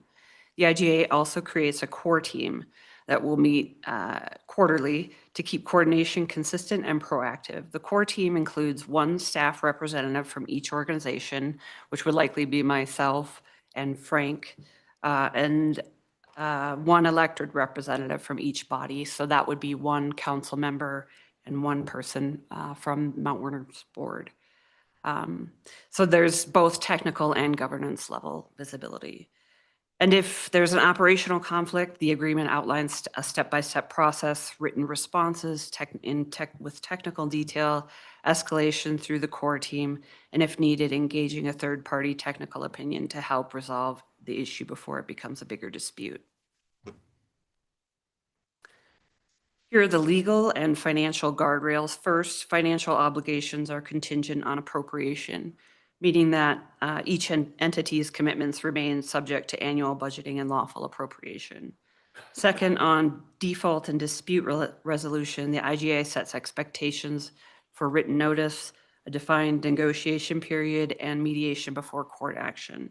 The intent is to keep disagreements structured, documented, and resolved at the lowest level possible. Third, the agreement addresses the what-if scenario of district dissolution. If Mount Werner were ever to be dissolved, the plant ownership and related assets would transfer directly to the city, consistent with state statutes. That clarity helps reduce long-term uncertainty around a critical piece of shared infrastructure. And then, so stepping back, the benefits are pretty straightforward. The IGA clarifies ownership and responsibilities, which reduce risk of future disputes and reduces ambiguity for both organizations. It strengthens water supply resiliency because coordination is formalized and not dependent on institutional memory or informal practices. It also helps preserve and modernize a critical community asset. Fish Creek is the backbone of the drinking water supply for Steamboat Springs, and it provides a clear framework for future growth, ongoing water quality compliance, and long-term capital planning. Overall, it modernizes a long-standing partnership while keeping the practical elements that already work. I'll turn it back over to Jen. So just to walk you through the next couple months, the planning process will proceed with the preliminary plat process, creating those 3 lots to enable this joint ownership structure where the city is 50% owner of lot 1. And then it'll come back to you. You'll see the plat at the same time that you see the IGA. So you'll kind of you will have 2 different hats on as a quasi judicial decision and then this decision on the IGA.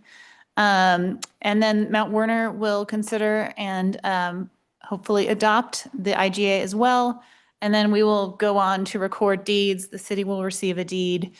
We will be making small revisions to the trail easement, and then we'll file the final plat as well.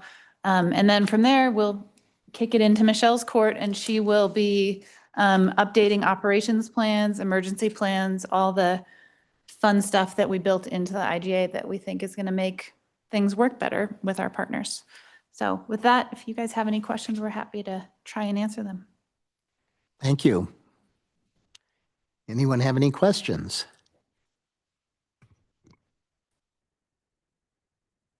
Councilor Gary.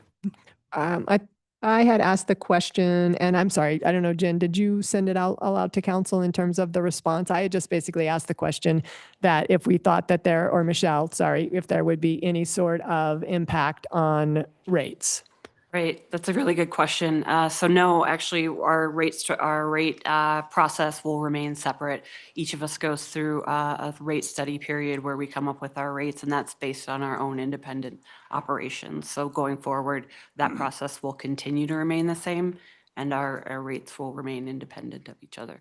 Okay, and then just to follow up on that, right? So to the extent that I know this speaks to operations, right, and maintenance, but my understanding is that maybe that's not changing, it's just becoming formalized. So that, to the extent that if there were to be any sort of increased cost, that would already happen. I mean, it's not going to happen because of the IGA. Correct, yep. There is nothing in the IGA that talks about us combining our rates or efforts or in that area. Okay. And is there any conflict from the city's standpoint as far as the other 2 lots go and why Mount Werner Water is retaining ownership of those? Just curious. In general, I think that Mount Werner has owned those historically, and the city has no problem with them continuing to own them. Okay. Other questions? Yes.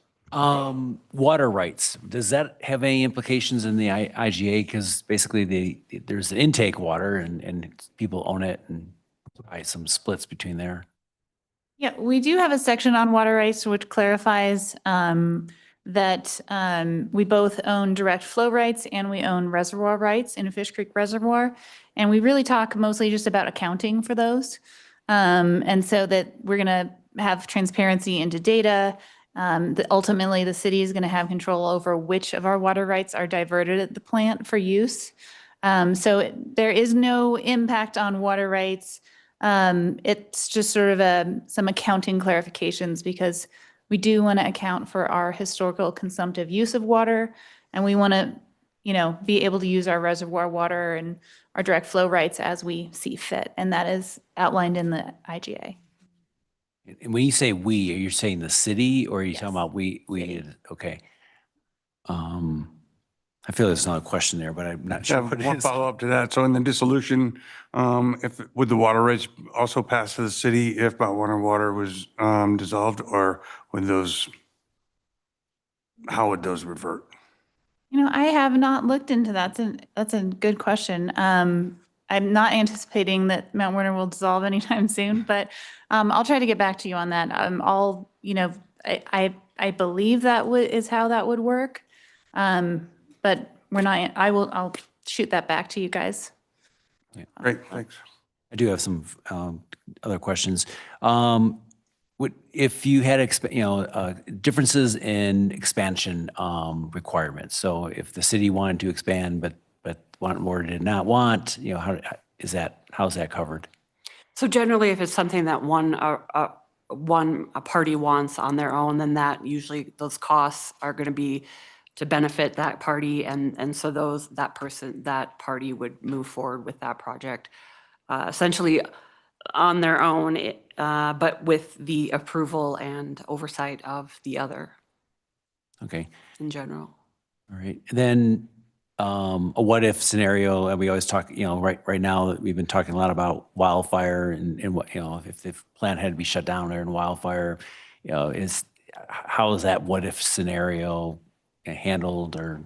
Well, I guess we would take that, any sort of emergency scenario as it comes. Obviously, that would be our last, something that we wouldn't want to do would be to shut down the Fish Creek plant, but in an emergency, and depending upon water quality issues, the IGA does outline what would happen in an emergency, and that both the city and Mount Warner would be heavily involved in whatever that emergency would be, and decision-making would be joint at that point in general.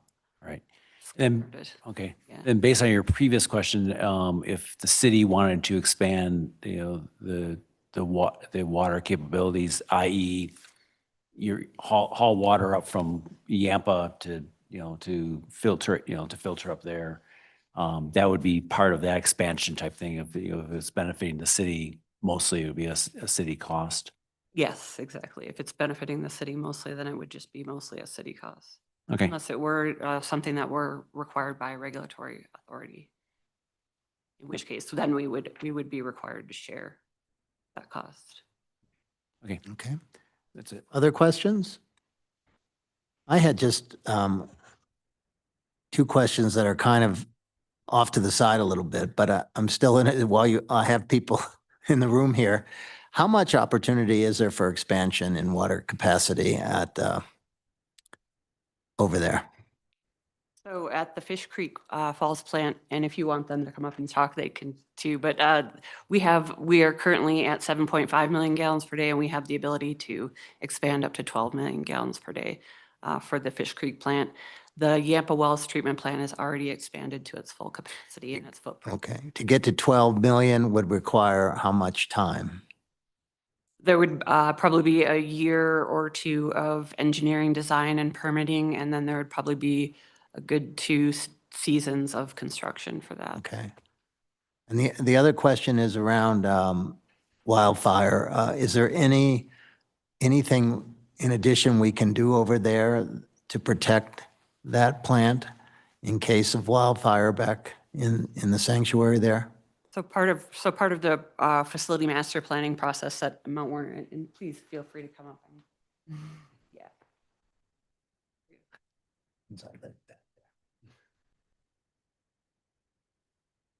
Frank Alfone, I'm the general manager with Mount Warner Water. I seem to get the hard wildfire questions. If I remember correctly, Councilor Barnes asked me earlier. We're in the process of, as part of the master plan, we looked at what upgrades we'd have to do at the plant and how we would incorporate wildfire resiliency into those plans. So as an example, we are in the process of upgrading all of our filters, which includes removing the filter media and putting new media in. That media will be able to treat contaminated water a little bit better than the existing media. So that's just a minor example of what we might be doing moving forward. Another example is when we upgrade the intake, which is on the Fish Creek as part of the master plan, we would be implementing some measures to kind of monitor water quality more real time so we could make some real time quick decisions on if and when we would need to close that plant. But every one of the projects, and there's 6 total projects in that master plan, have a wildfire resilient component to them. So hope that answers your question. Yeah. Thank you. Other questions? Yes. I just had a quick follow-up question. In terms of the revision of the trail easement, is that just more, I just clarify what that is. Sure. We had some discussions with Mount Warner years ago where their previous attorney contested some of the validity of the trail easement. And so we took a closer look at it. And then what we realized is we need a better trail easement. And we also need a slight realignment where it turns a corner. You start that trail, and you've probably hiked it before. You start that trail along the creek and then you take a turn to go uphill. So at that turn, we're going to align it a little bit away from the intake and sort of center line it better where it should be. And we're also going to have better definitions about operations and maintenance. And I've been in contact with Parks and Rec about what the standards are for that and what they need in the agreement. So you're not going to see any changes as the public, but we're going to get rid of the old easement and do a better version of it. Okay, thank you. Anyone else? Okay. Well, thank you again, and we look forward to seeing you in a short period of time again. Thank you. Thank you. Thank you. And now, is there anyone who would like to make public comment in the audience or online? Thank you. Seeing none, we'll close public comment. Bring it back to council. Any final thoughts?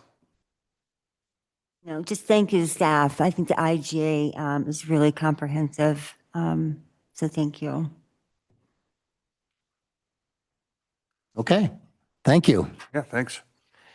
Do we want to take our 10-minute break? I think now would be a good time. We're in the yellow. Sure. We'll be out of here early. Yes, we do. We do. Just say We that. need to reboot the computer. Yeah, we do. So we'll get back at about 6:52.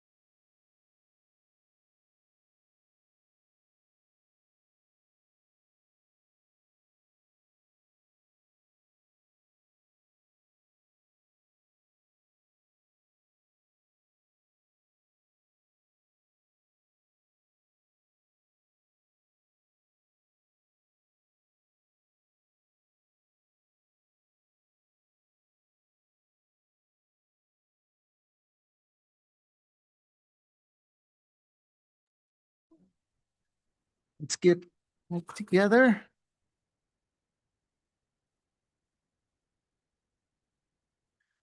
Okay, is everybody here? Let's see. Councilor Pacino's here, Councilor Dixon. Okay, we're good. All right, we're going to move on and we're going to move to our, I can get to where I want to be here, to our second community report on the Brown Ranch Community Solutions Project. Brad, come on down. Howdy, everyone. Brad Calvert. I've joined the Zoom. I'll share my screen here in a second, but I'll give you a little preamble before getting into that. I don't have a formal presentation tonight. What I'm going to use my screen to share a little bit is you obviously have a potential scope of work in your packet tonight. I am trusting that you've all read it and understand most of the words. I'm going to do a little bit of verbal annotation just to help you out a little bit.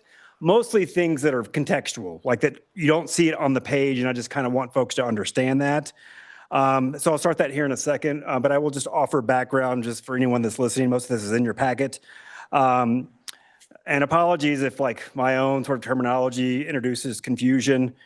This is a multi-phase project, and I find myself referring to the phases in different ways. And this sort of outlined in your memo. What you're talking about tonight is essentially the scope for phase 2. I actually refer to like a phase 0. You'll recall that as sort of the history of this is the Brown Ranch special election was sort of mentioned earlier in public comment. In the aftermath of that election, council had a conversation and ultimately landed on releasing a request for qualifications to essentially find a thought partner to help the community work through a conversation around what happened, how could our process be better, how do we set ourselves up to create a more community-supported plan for Brown Ranch. So fast forward or go back to like, let's call it July, August of 2024, city contracted with community builders to do that situation assessment or phase 0 of the project. Concurrent with that, staff in particular was sort of looking at funding options to find resources to bring to bear to continue to support that conversation in subsequent years. So you will see reference to the Belonging Colorado cohort and the Denver Foundation grant in your communication form.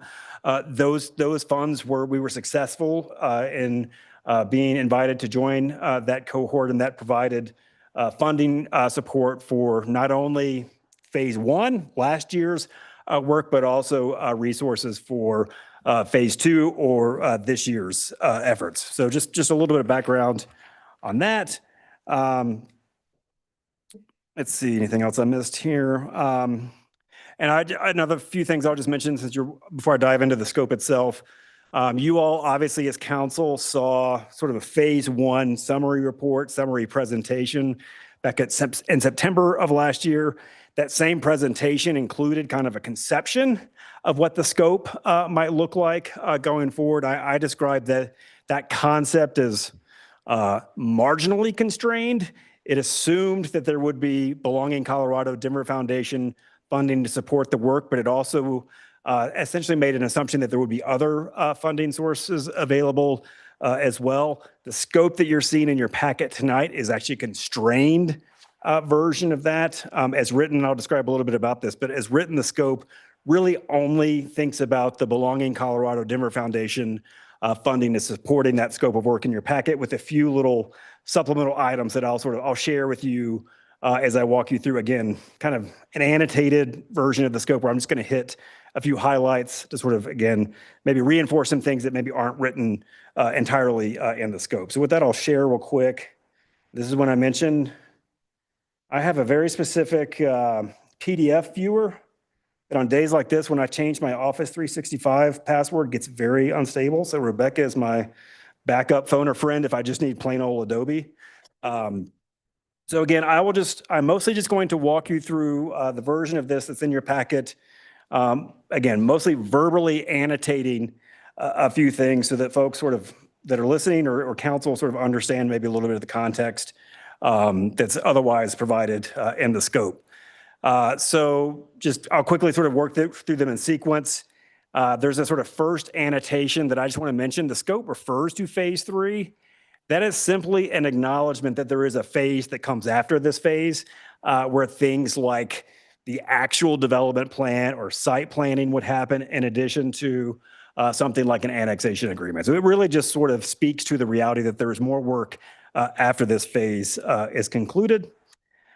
This next thing that I have on here, in terms of obviously that phase 2 context is exactly what it says it is. I think the short version that I just sort of want to mention is that really this project was informed by direction to, the way I would describe it is to not foreclose on the opportunity that an annexation agreement and development proposal could go to the voters this year. You see in the scope that really some timing assumptions have changed there, but I really wanted to mention that. And you will see this in the scope. So as a result, really kind of high level, the work kind of falls into sort of 2 categories. One is really sort of a focus on governance. And the other one is, I think it was maybe Councilor Agosta sort of talked about this previously on a different topic, a bit of a postmortem as to sort of what happened or what was positive or maybe less positive about the previous proposal as well as the annexation agreement, so that we can actually learn from that previous effort. So again, just mostly want to just hit some context things for you all, and I'll have this on screen and we can come back to it. Those phase 2 outcomes, I think you can interchangeably think of these as outcomes and deliverables. So just know that those words may get used interchangeably. A few things I wanted to highlight here is the scope refers to essentially an online web-based tool called deliberator.io. Just think of it as a tool to support community deliberation. Just like in the previous phase, we used Panelot as a tool that the consultant suggested to help with the formation of the deliberation and stewardship team. They used a tool called Polis to help with community deliberation. So this is just another tool in the toolbox that the consultant team thought would be a good addition for this particular phase. And I want to just really point out that last bullet that says participants increase confidence, comfort, and willingness to engage with people from different backgrounds. That's a very clear sort of outcome that our funder would like to see, is that we create across Colorado, across multiple sites, more comfort with community members and folks engaged in community dialogue, having conversations with people that have different lived experience and perspectives from them. So that in many ways is tied to sort of an expectation of our funders. I wanted to specifically mention what that bullet was about, since it may have been confusing for folks. This one, the recommended communication support, that is outside of this scope. This is essentially sitting in the scope to communicate to Manifest Communications, who is under contract to provide supplemental communication support, the expectations that this project team has of them. That's an existing contract that's essentially was set and established last year and sort of runs through this year as well. So just know, like, the Community Builder Civic Canopy team is not doing this element. It's simply communicating to another vendor what their expectations are about how they can support the project, which is a little confusing in the scope, but I think it's important from the broader context of the project.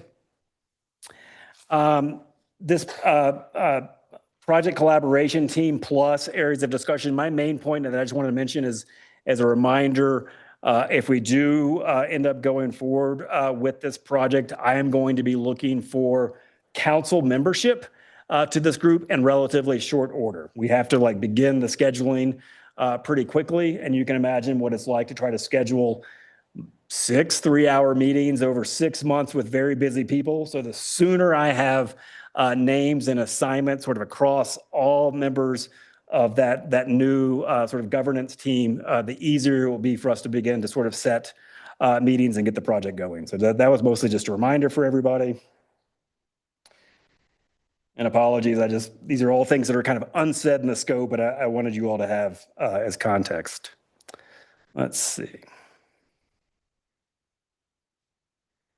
So this one, I just wanted to highlight, there's a series of sort of objectives that are kind of associated with the role of deliberation and stewardship team. And this is just tonight, my fresh read this morning, it kind of speaks to what I was mentioning in terms of the post-mortem portion of this project.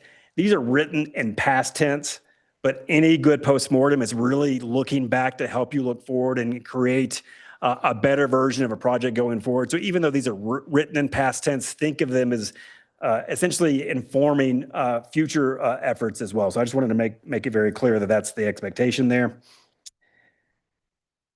And then finally,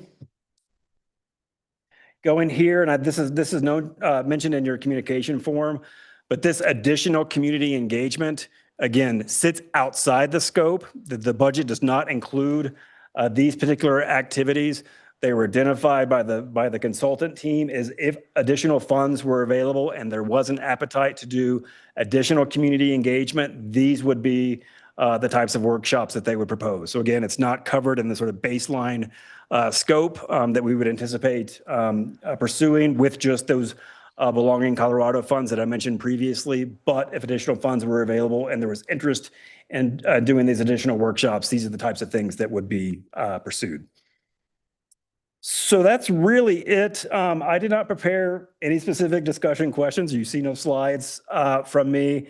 I will say the packet or your communication form includes a couple of things that may be helpful for you all to discuss. Obviously, we cover the alternatives that are in front of you. They're pretty straightforward.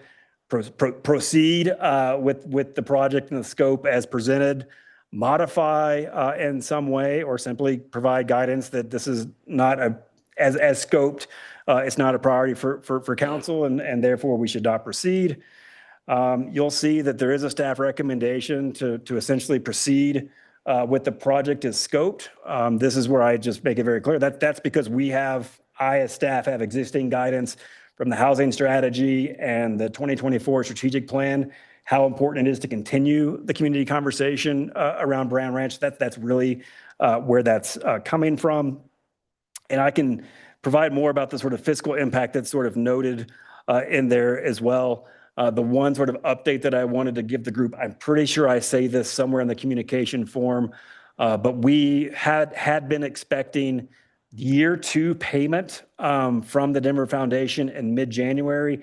Just this morning, I got an update that it's going to be more like the end of January. So we are anticipating a lump sum payment to cover all of the year 2 expenses that are accounted for and the scope as presented. But that's we're now 10 days away from that payment hitting the city's bank account. So with that, I'll defer to President Mateen in terms of how he wants to best facilitate and structure this conversation. He and I really didn't prep for this, so I'm here to take notes, be a resource. You all can tell me to sit down and you all talk for 75 minutes or something like that. Whatever I can do to be of most value, I'm happy to do it. Okay, Brad, thank you. And if you want me to stop sharing, I mean, whatever, if you need a visual or whatever, happy to keep this up for the group and for those that are viewing at home. Okay, thanks. I think one thing I wanted to mention is on page 5.4, which was the staff recommendation page, the second page at 5.4 at the top. I don't know if you have that, but I just wanted to read that because I think that's something we need to understand here. It says staff acknowledges the project as outlined in attachment 1 represents one approach to continue the community dialogue initiated in previous phases and to make additional progress towards identifying solutions that could inform a new community-supported plan for Brown Ranch. If a modified or altogether different approach is desired, staff requests clear direction on the preferred approach, including expectations related to timing, e.g., delivery of modified project scope, anticipated project schedule, and project deliverables. So I think that we have to be prepared here that Brad, that what the staff wants from us is if we go off of what the recommendation is, that you want some specificity around what to do. And I can tell you more about that if there is desire to hear that, but. Is there desire to hear that? I'll give you just one very specific thing. We have funding lined up to support this work. If we end up with a modified scope that feels like it generally comports with what we've communicated to our funder. I just need to spend time with them to get sort of alignment with maybe a change in direction. Those are the types of things that, which may require me coming back to you with a revised scope. Here's what I heard. Am I getting it right? Just know that there are a few steps that might be associated with essentially going from scope to project initiation. Okay, thanks. Have you selected someone for this second phase, or we're just identifying the scope of work to be able to allocate some of the funds when we do an RFP? No, the working assumption is that we would essentially be pursuing a contract amendment to add this phase to the existing community builders / civic canopy contract. So the way the project has been contractually oriented is there was an initial phase, that phase 0, that was community builders. As has been the case with all the phases so far, each phase concludes with a summary report and essentially a task that's like, let's scope the next phase of the project. So they have essentially worked with the project team, both Housing Authority and city, to develop the project scope that's in your packet this evening. Thank you. Okay, everyone. How would you like to proceed? Do you have questions for Brad, or does somebody want to throw out their perspective?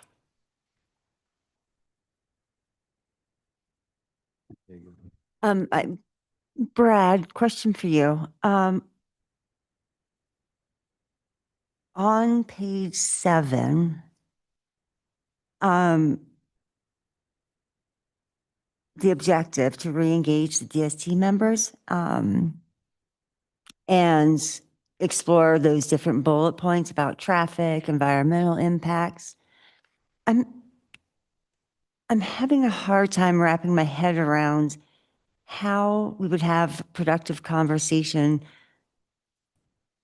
if we didn't have a plan to show the members what they would be talking about, because the 2,000 home community for transportation and traffic is much different than like 200. Did I miss something, or am I reading this in the right order? You are, the way I would describe it is in an absence of a different plan. The idea here is to do, again, my term, a postmortem on the previous plan. What questions were answered satisfactorily, unsatisfactorily?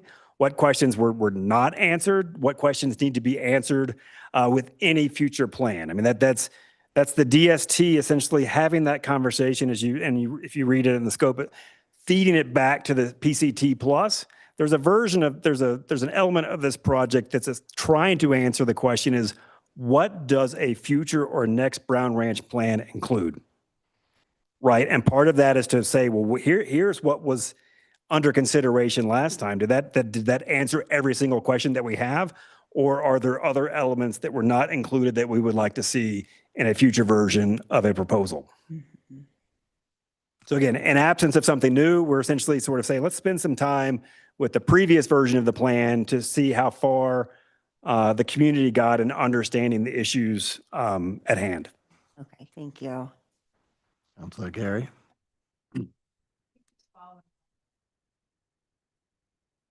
That's, I mean, one of the things I think I'm struggling with, right, is to the extent that things have changed dramatically from a funding perspective, right? And in terms of the kind of the federal funds, the monies that, were available, that were the basis for, the master plan, right? That was considered kind of the first go around.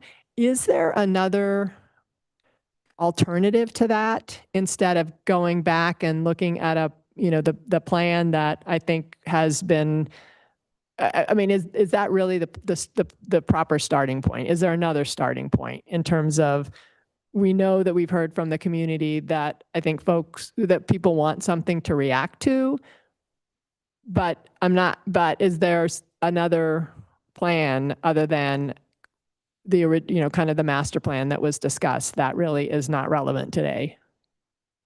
Permission to provide maybe a short, I don't think it's flip, but may feel flip answer. Not for $126,000. Can I layer onto that a little bit? that piece. And that is one thing that's really changed a lot over the course of the last few years is that we are basically have safely maybe 400 EQRs that we have on the west end, west side of town that we will probably have for a number of years. If we look at in terms of how long it takes to build a plant and everything else, we're probably looking at 2030, 2032, somewhere in there to get beyond 400. So given that, what we're really saying is that the most we can really do in a relatively short window, 2 to 5 years, let's say, is upwards up to maybe 400 units, which changes an awful lot and also suggests to me that the options associated with that of what you could build there and whatnot are far less than what you could have built in the old assumption with 2,000 plus units. So I'm trying to wrestle with the fact that if we assume that we only have a small development that we could build in the next few years, and if there's only so many options we can have, if we do our best to figure out what those options are, and then take those to the community and get feedback from them on those options, I look at that as maybe a better approach than the opposite of that, which is trying to get the community to come back with stuff and then try to design off that. And then the other point that I'm having trouble with is the governance side of putting together what that team looks like, and but also realizing we need to understand what options we have, if any, and maybe the team falls out of that a little bit. Or maybe not, but I'm just struggling with the fact that this is a much smaller opportunity now. And can't we figure out what we could develop there and then take that to the community? And when I say we, I'm not saying it's just city staff here, and take that to the community to get feedback on. I'm going to formulate that question in my head a little bit. But the main thing on the governance piece that has just resonated a little bit with me, and it's where I will admit, in fact, the previous item sort of helped me frame this. Like right now, there is no venue for decision making around Brown Ranch that is well understood. That the right people are at the right table having conversations about any potential next steps or the future of that opportunity. And so the governance structure is really to create that table that otherwise does not exist. And so that even the smallest types of decisions can be made so the community can understand them. So if are we making an absolute assumption, hardwiring 400 EQR into any next phase planning, land planning, for Brown Ranch? Can a group of people come to a decision that, yes, that's what we're doing? Essentially, the governance tries to sort of lay out what that roadmap looks like and the things that you could make, the progress you can make, and to use your time frame, which makes sense, the 2031 to 2032 time frame, and also set yourself up for decision making that can be more durable and extend potentially to future phases. Right now, there's just the process isn't in place, the procedures aren't in place, the table doesn't exist for those conversations to happen. And this is just coming from my perspective, that is an omission right now in terms of how the community has a dialogue and deliberates about Brown Ranch. I asked the question on the PCT, so I'm just a little confused. PCT wants to have a member of city council, of the county commissioners, and the YVHA board. That already exists. That's YVHA board. It seems like we're duplicating that. Am I thinking about that incorrectly? Ditto. I missed that. That already exists. We're gonna. First of all, I'll just say this whole document looks like process without progress to me. Just on the first phase. I mean, I can go through all the markups on it. I don't think that's where we need to go tonight. They talk about the 4 meetings with the DST and to get the results about what they thought were good and bad. And I'm like, it's on page 10 and 18 of the September, September document that you guys presented over the phase one. So I'm like, you're going to ask the DST people to go back in the room and discuss the same exact things and come up with the same answers that you guys went through in phase one? I mean, it seems like just repetitive questions and repetitive, constant process. I think, I agree, there's no governance in place, but to have another subcommittee of the same committee that already exists seems illogical to me. So you'd have a city councilman sitting on the Yampa Valley Housing Authority Board and a city councilwoman person sitting on the PCT board. You'd have a whole separate organization. I mean, I'm just trying to understand. Yeah. Because it seems like, and if you go, I mean, it just goes down and spirals down from there. So I kind of agree with Steve. If there's a smaller process, I read the thing from the Grant Foundation and just saying, so I understand that we have to tie it to, I'm sure what their outcome they're looking for, which is the effort to bridge differences among residents as foundational work to tackle a divisive affordable housing program. So somehow we have to make this 136,000 work towards that goal, right? Yeah, to essentially create a community dialogue that acknowledges that we are addressing an issue that has division hardwired into it, and what tools, techniques, methods can we use to essentially work through that division towards a common goal. And that's the expectation of our funder and why we were funded, is that like conversations like this are happening all around Colorado. Our project is very unique. It's the one that's closest to a policy conversation versus sort of a program conversation. So it's a little bit unique amongst the other sort of 15 entities in our cohort. But yes, it's really about how we best as a community work across lines of division. So I would ask, do you have the capability with your staff to be able to get that same objective using those funds without using community builders and Civic Canopy? You know, I guess that's a question I would ask.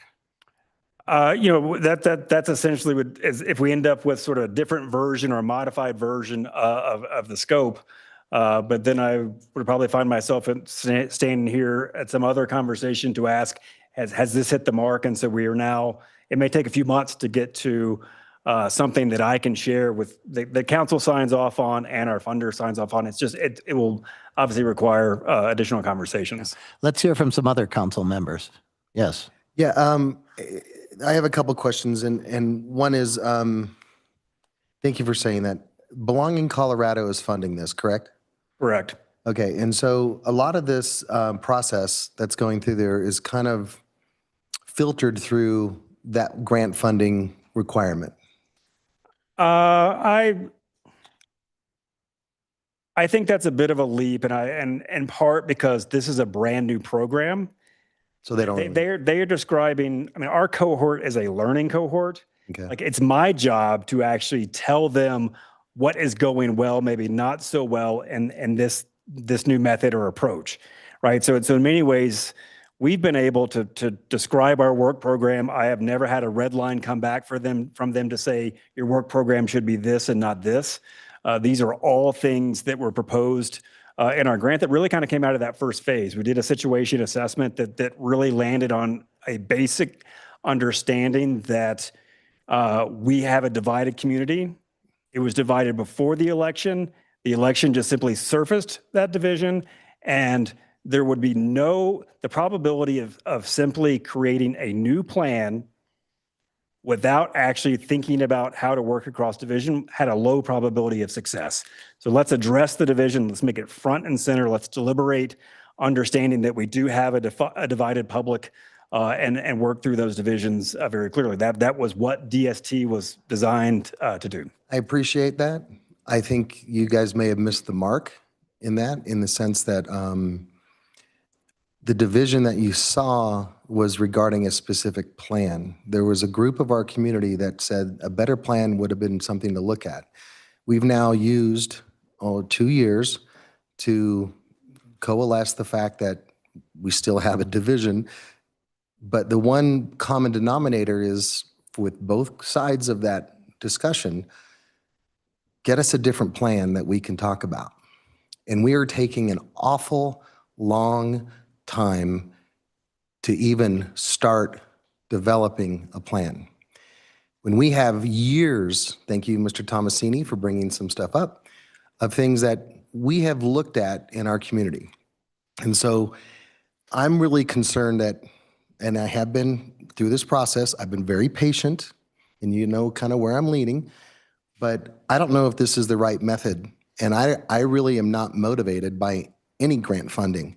We have reserves that if we need to spend $1 million to develop a plan, we could do that with 7 votes, with 4 votes right now.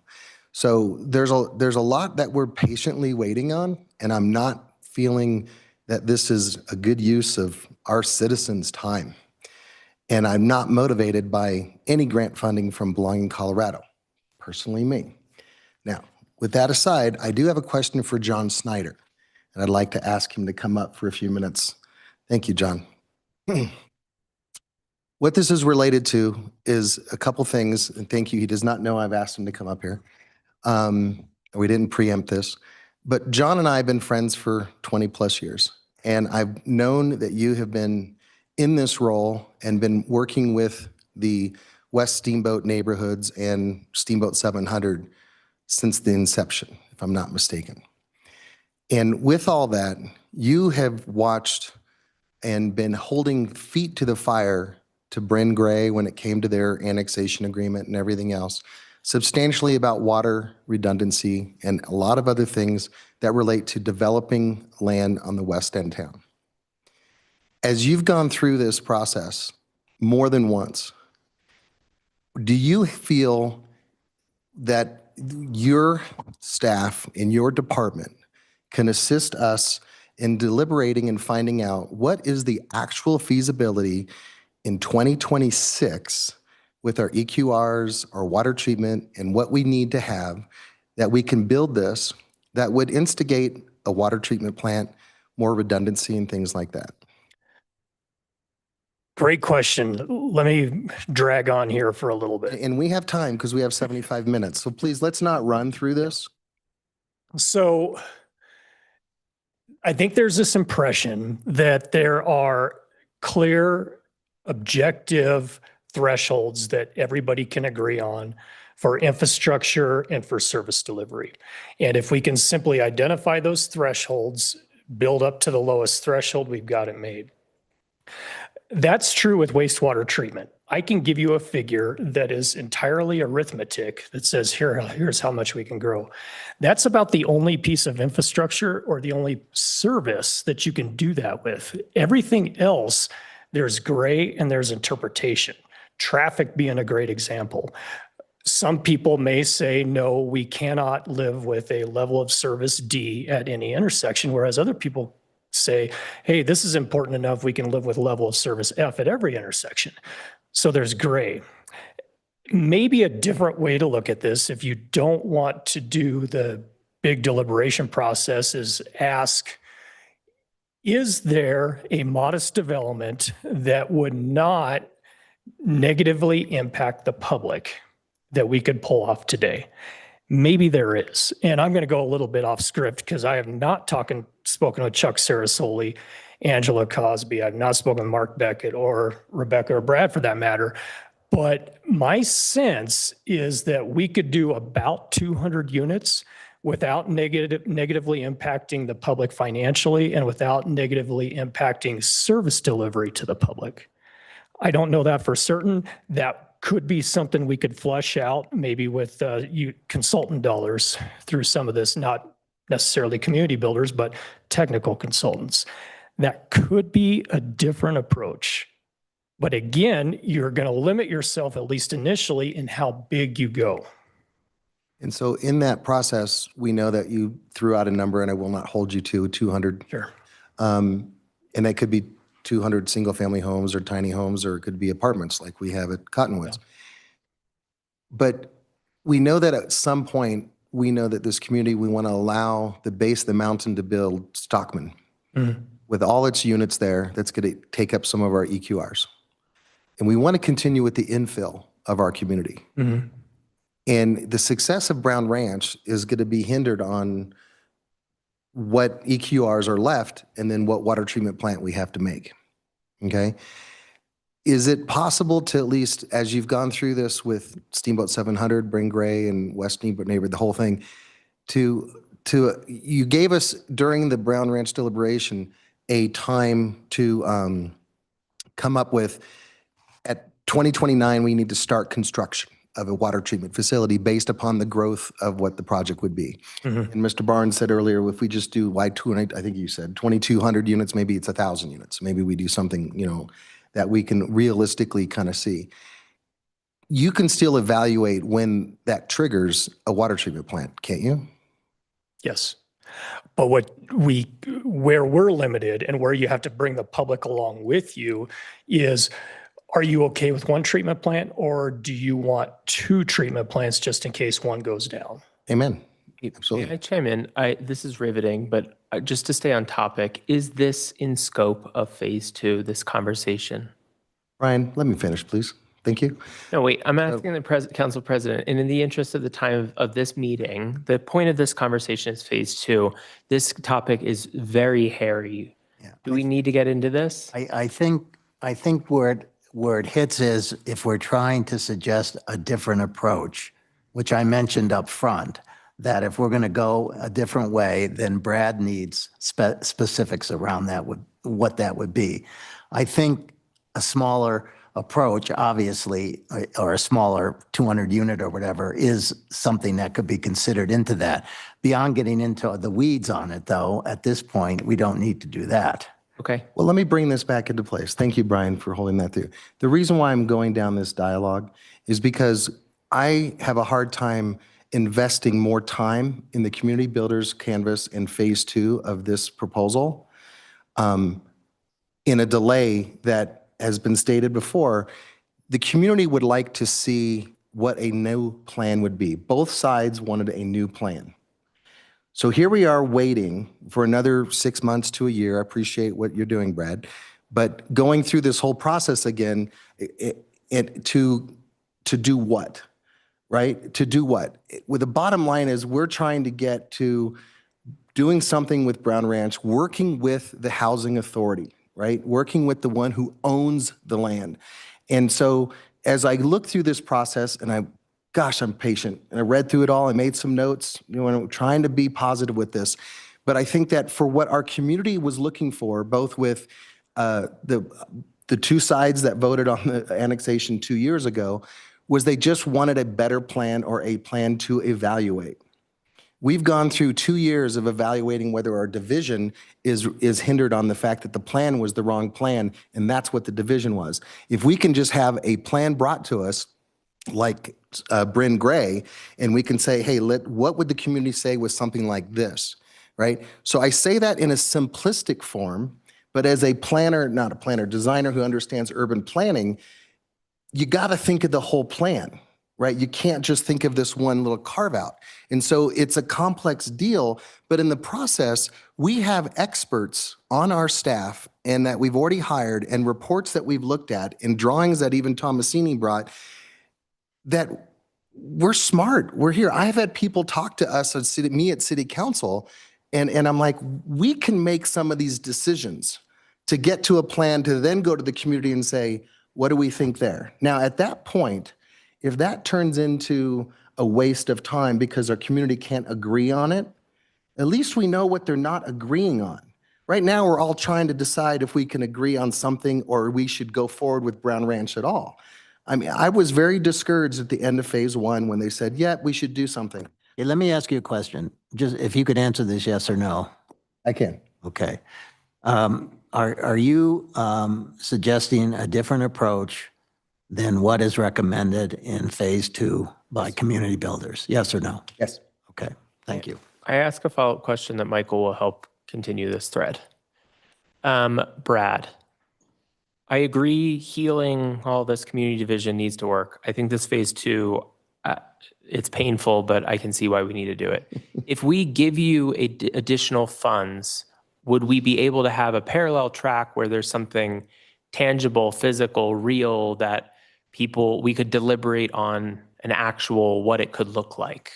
Could we do that at the same time? Yeah, I certainly think that's in the realm of the possible. I mean, it would, and you're seeing a scope that's about essentially 6 months worth of work, right? So that, because the idea, one of the things that is very much tasked with that PCT plus is like, go through this so that you can actually scope the design phase, to call it something. Like take community input in mind so that you can actually scope and resource that subsequent phase. So this scope envisions like that there would be a concurrent conversation about what do we actually work on to actually present to the public.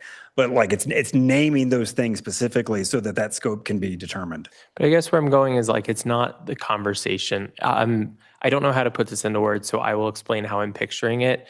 The Olympian Hall, you have like those kids Lego table thing and little white houses with roads, and people can come in and complain. We can talk about it. This is a different vision. This is how I would visualize it at the same time that we're doing this community healing and all of these steps, like something tangible and physical that is a community building place that we can get and solicit feedback at this same time.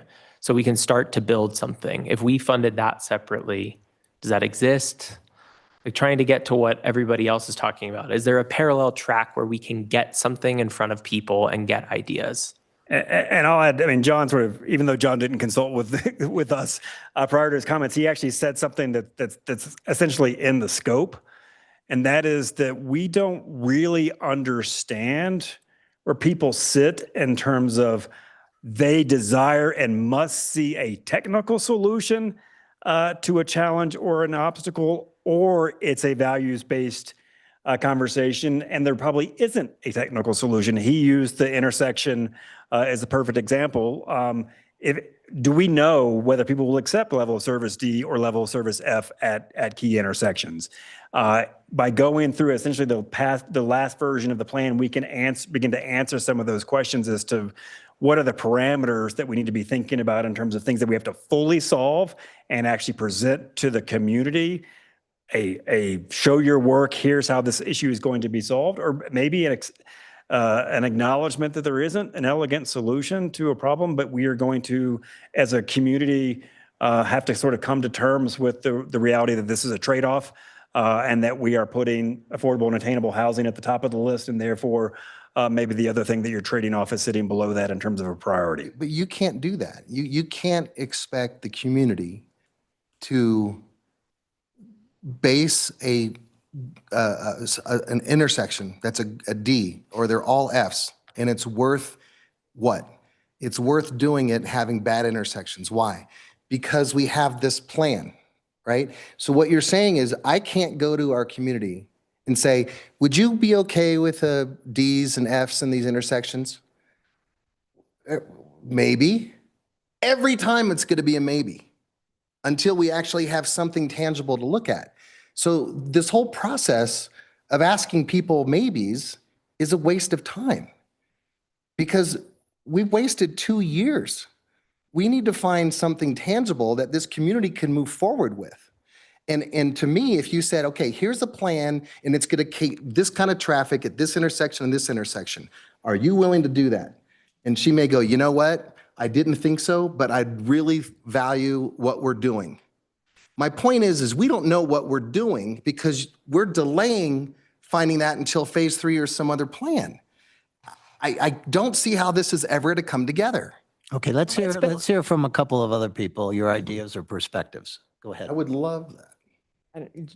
Either one. Well, okay. Well, no, I was just going to go back to following up on Councilor Swintek's comment, because I think that's kind of where I started the questioning, right? I mean, in the sense of, I think you make a good point about governance and the fact that we need, whether it's the new BRAC, right? Or whatever that is in terms of how do we what is the decision-making body, right? Moving forward. But to the extent that I think what we're hearing is that and what we're hearing from the community is wanting some things to react to, which it sounds like do not fit within this scope.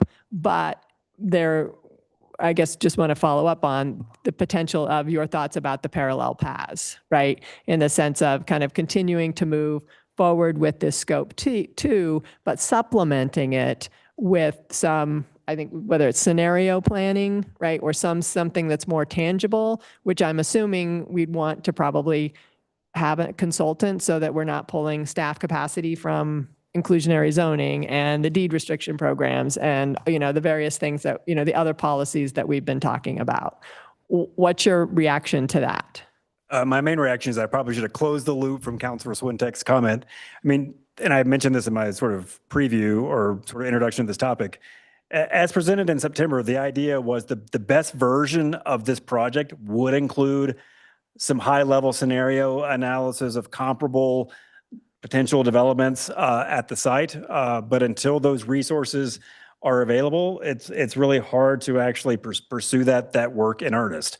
So if essentially the direction is this evening is like, well, let's figure out how to add that element to the scope, whether you think of it as this scope or just the broader set of activities that would be pursued this year, that's obviously something we'd have to give some thought to and essentially think about how they sort of work with each other. Councilor Dixon, you have anything to add? I have comments, but for Brad, my last question, Brad, one thing I actually do agree with, I think, going different perspective than Councilor Barnes, the governance structure. How important do you think that piece is and having that smaller team? My personal opinion? Yeah. I think it's the most critical aspect of the project for what I said. I don't know how this community actually has productive, constructive conversations about, let's call it the opportunity at Brown Ranch, without either to either make it very clear, as Councilor Barnes pointed out, that there's a table that exists and that it's going to be a priority at some existing venue, or something else is created. The thing that is, alluded to a little bit in the scope, but doesn't very specifically call it out. There's nothing to suggest that the PCT plus, to call it, has to be limited to city, county, and housing authority. If community voice needs to be present in some shape, form, or fashion after that group has a couple of meetings and actually talks about membership and what it means to be an effective governing body of this conversation going forward, that group could change. One of my big fears as presented is it's just going to feel like BRAC 2.0. And if it feels like BRAC 2.0, I suspect you have some headwinds in terms of public trust in this process. Remind me what BRAC? Committee. Oh, the committee before. But Yes, the main difference of that is we were analyzing a plan. One plan with parks and everything else. Okay. So this is not in that sense, unless you're going to have a plan for this second plus group, it's not the same. It's a governing body. I understand the need for that. And I totally do agree with you there. And I don't disagree with that being part of this scope. I just think we're really missing the opportunity, and I'd like to hear from more about not having a plan to go with phase 2. Because if we're going to wait 6 months or another 9 months to even start looking at a phase 2, when my point with bringing John up is that we already have some experts that can tell us right now in 2026, what's the viability without impact to the community that we could actually build. So if we start with that conversation and have invested money, if we agree to invest some of our reserves to do a plan that allows us to say, okay, 200, could we do that? Then we go to phase 2 with a plan in tandem, work through that. And then we have a discussion where the community says, I think we can get 500, right? Those are the conversations that I want to hear out of phase 2. I want to hear creative community members coming to the table, talking more than kumbaya. Okay, let's hear from whoever has been silent up to this point. Councilor Acosta. Well, maybe I don't have any comment. Okay. You do. You believe that? I don't know where to begin. First of all, I don't want to rehash Brown Ranch. It was not the right thing, and we can identify at least very quickly the top 4 or 5 things that were wrong with that. There may be, a lot of people's mind may be 10 or, the whole thing. but I think things are different right now. We have a better understanding of water. The funding models is changing, and it's just, we know it wasn't right. And so I think what everyone's struggling with is, well, that wasn't right. Let's have some other ideas and some other choices. The other piece is with community builders, I got to ask, like, are those people city planners or urban planners? And I know that the DST team, just general public, are not urban and city planners. And what, to me, we need a master urban city plan for how we integrate that piece of land into the rest of the city. And I don't see this as in my mind, is not the right forum to figure that out. And then around the governing body, number one is YVHA owns that land. It's not the city's land. Now, the city needs to and the community needs to what we want out there. But in terms of governing bodies, it seems like we're creating another one, and maybe we need to figure out how to be more effective in the ones that we already have. And so, yes, I believe it's very important. We need to, be able to identify who says what can be done and by who. But things like we would probably morph and have YVHA board be part of that. We already have, the city's on it, the county's on it. We just need to be, actively working that. So I'd like to be more effective in what we're already doing. So I am also struggling with this phase 2. I'm not right now so into a parallel. I'm more into with that scale. Let's figure out a couple of options on the scaled down plan. One other comment, just looking at the proposal, and this is more of no question for Brad, but it's more of a comment. I agree that we need to move on. And this talks about convening the DST to deliberate on what they didn't like about the original Brown plan.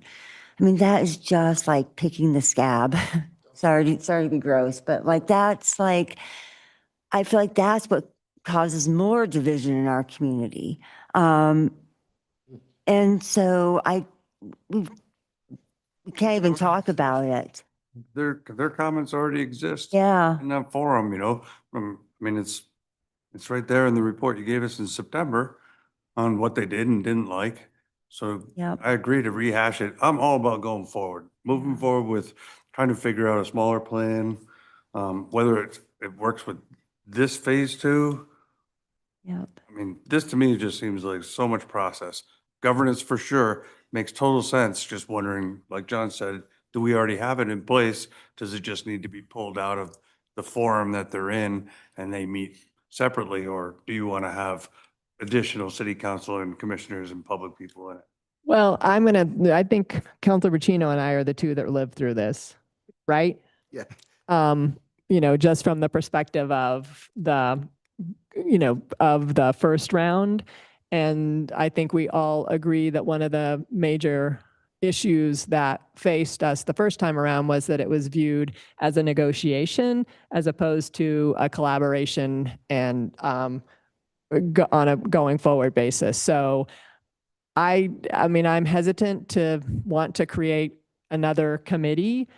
And I certainly don't see this as another housing authority, but I think that it's probably worth delving into what is the proper governance structure that sets us in a collaborative position to move forward successfully. Mr. Montine, I know you want to wait as president, but I'd really like you to lay into something. No, well, when we talk, I would have enjoyed a smaller, what I call parallel path over a year ago, but that's a whole nother story. What I'm hearing tonight, though, is that there doesn't appear to be too much interest in the piece around spending time with the DST and spending all this energy around, again, debriefing the past for use in the future and for getting ideas about what we should do in the future. I'm hearing there isn't that much interest in doing that. I'm hearing there's interest in making sure that the governance piece is done correctly. And I think there's interest in taking the knowledge we have and whatever other knowledge we need to figure out what smaller possible options exist. And that if we wanted to move fast, we need to make sure our governance is right, and we need to evaluate those options that we have and get them in front of the community for their feedback. Is that kind of what I'm hearing? And it's what Gail's was saying, is that it's the collaboration this time around with the Yampa Valley Housing Authority and the county that really needs to be the common thread in this, and not a negotiation. The negotiation created this as if we're developing this with a Bryn Gray or private developer. And we recognize that that is not this property. This property, we took over the leadership of this 2 years ago to try to solve the Brown Ranch annexation. And so now we're looking at this going forward, and we're going through this process, and thank you for saying it's very process oriented. I've been very patient with this past phase one. I'm just saying is that I don't think this is the right avenue for our community. It may work in other communities and they're very successful people. And I'm not saying this is bad. This is a good plan, but just not for where we're at. And I think that we do have the information, and I'd like to hear if everyone's willing to go with something more tangible, but working in unison with our housing authority and the ones who own the land, and say, what are you guys willing to do? Go ahead. The more I sit with this, the more I think I feel it's more frustration at the process. But when I look back at phase one, I don't know how else to phrase this other than like it was actually a success. We got the opinions and voices of people from online into a room to discuss and to get that feedback.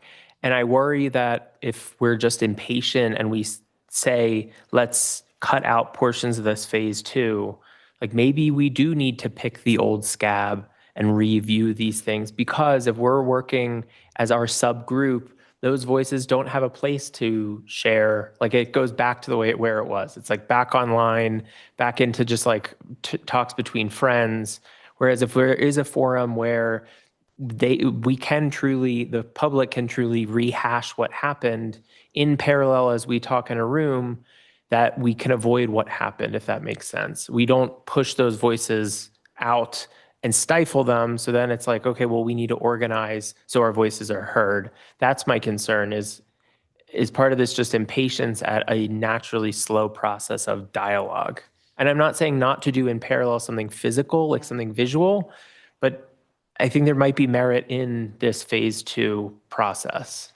May I chime in real quick? I was at the last DST meeting, and what came up was it seemed like they were actually a little bit frustrated with the process. Like, I think it was great, the DST team, sorry. I agree with you though. I think we had to do that. That worked. What came up in there when they were in the circle was, why don't we have a small group of folks who are experts in this area, helping with creating a plan, and not necessarily doing this massive, DST larger work group, asking all these questions. It felt, Dave, for you, I don't know if you were there. Was anyone else there? It felt like to me they were ready to have a plan and start talking about it. Brad, I could be wrong. No, the way I would describe it is in August of last year, I think DST gave permission for them to be as involved or as not involved as made sense going forward, which is highly unusual to essentially equip and empower a group for them to say, we have met 5 times. If we don't need to be reconstituted in the next phase, fine by us. Like, so they gave some options as to how and in what way the work could continue, that could empower them and involve them, or could essentially go in a different direction. Yes.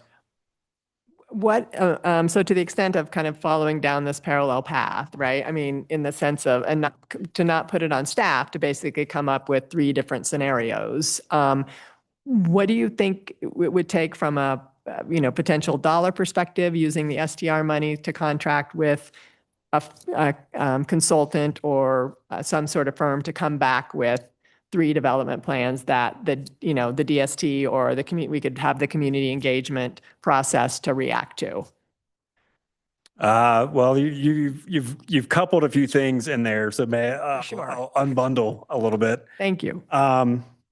Yeah, and how much time, right? What's the timeline for that? I think some work needs to happen on the governance conversation, because otherwise, what mark are we trying to hit here, right? Are we actually going to, that group arrive at, we are looking for a development proposal that by and large hits some number of units, 180 to 300, whatever the number is.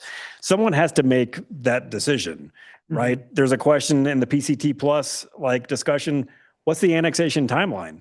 Right. That's a really hard question that this community has to grapple with, and someone's got to answer it enough to inform a conversation that actually results in constructive conversation as to what some viable scenarios might look like.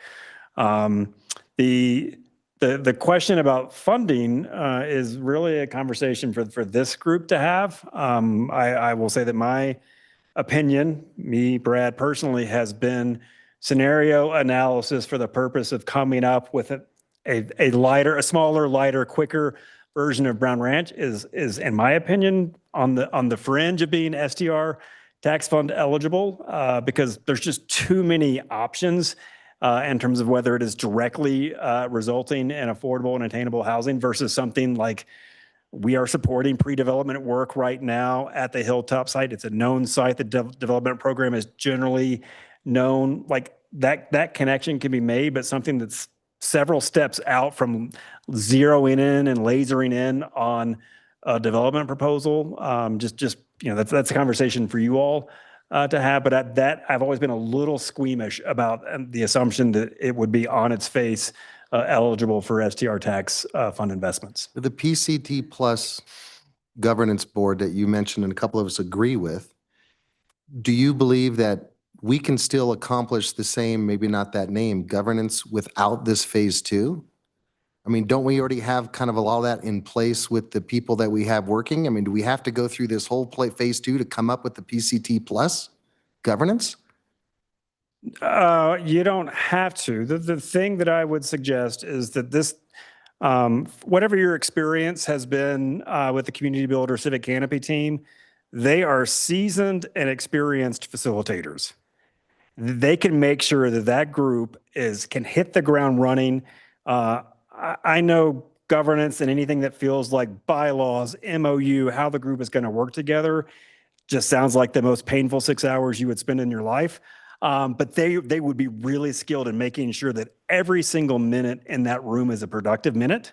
And so that would be my main sort of reason as to why that horse is really important in this race, because they just have a very specific skill set that would, again, make sure that every minute spent is a productive minute, because there are any number of traps and rabbit holes and unproductive conversations that you could imagine would come out of a more organic version of that conversation versus being very specifically having structured conversations in that room. But Brad, we had some conversations that were very unproductive during that phase 1, in my opinion. Not all of them, but there was definitely some times that it was a waste of time listening to that. I heard from people that were on the committee. I did not attend them.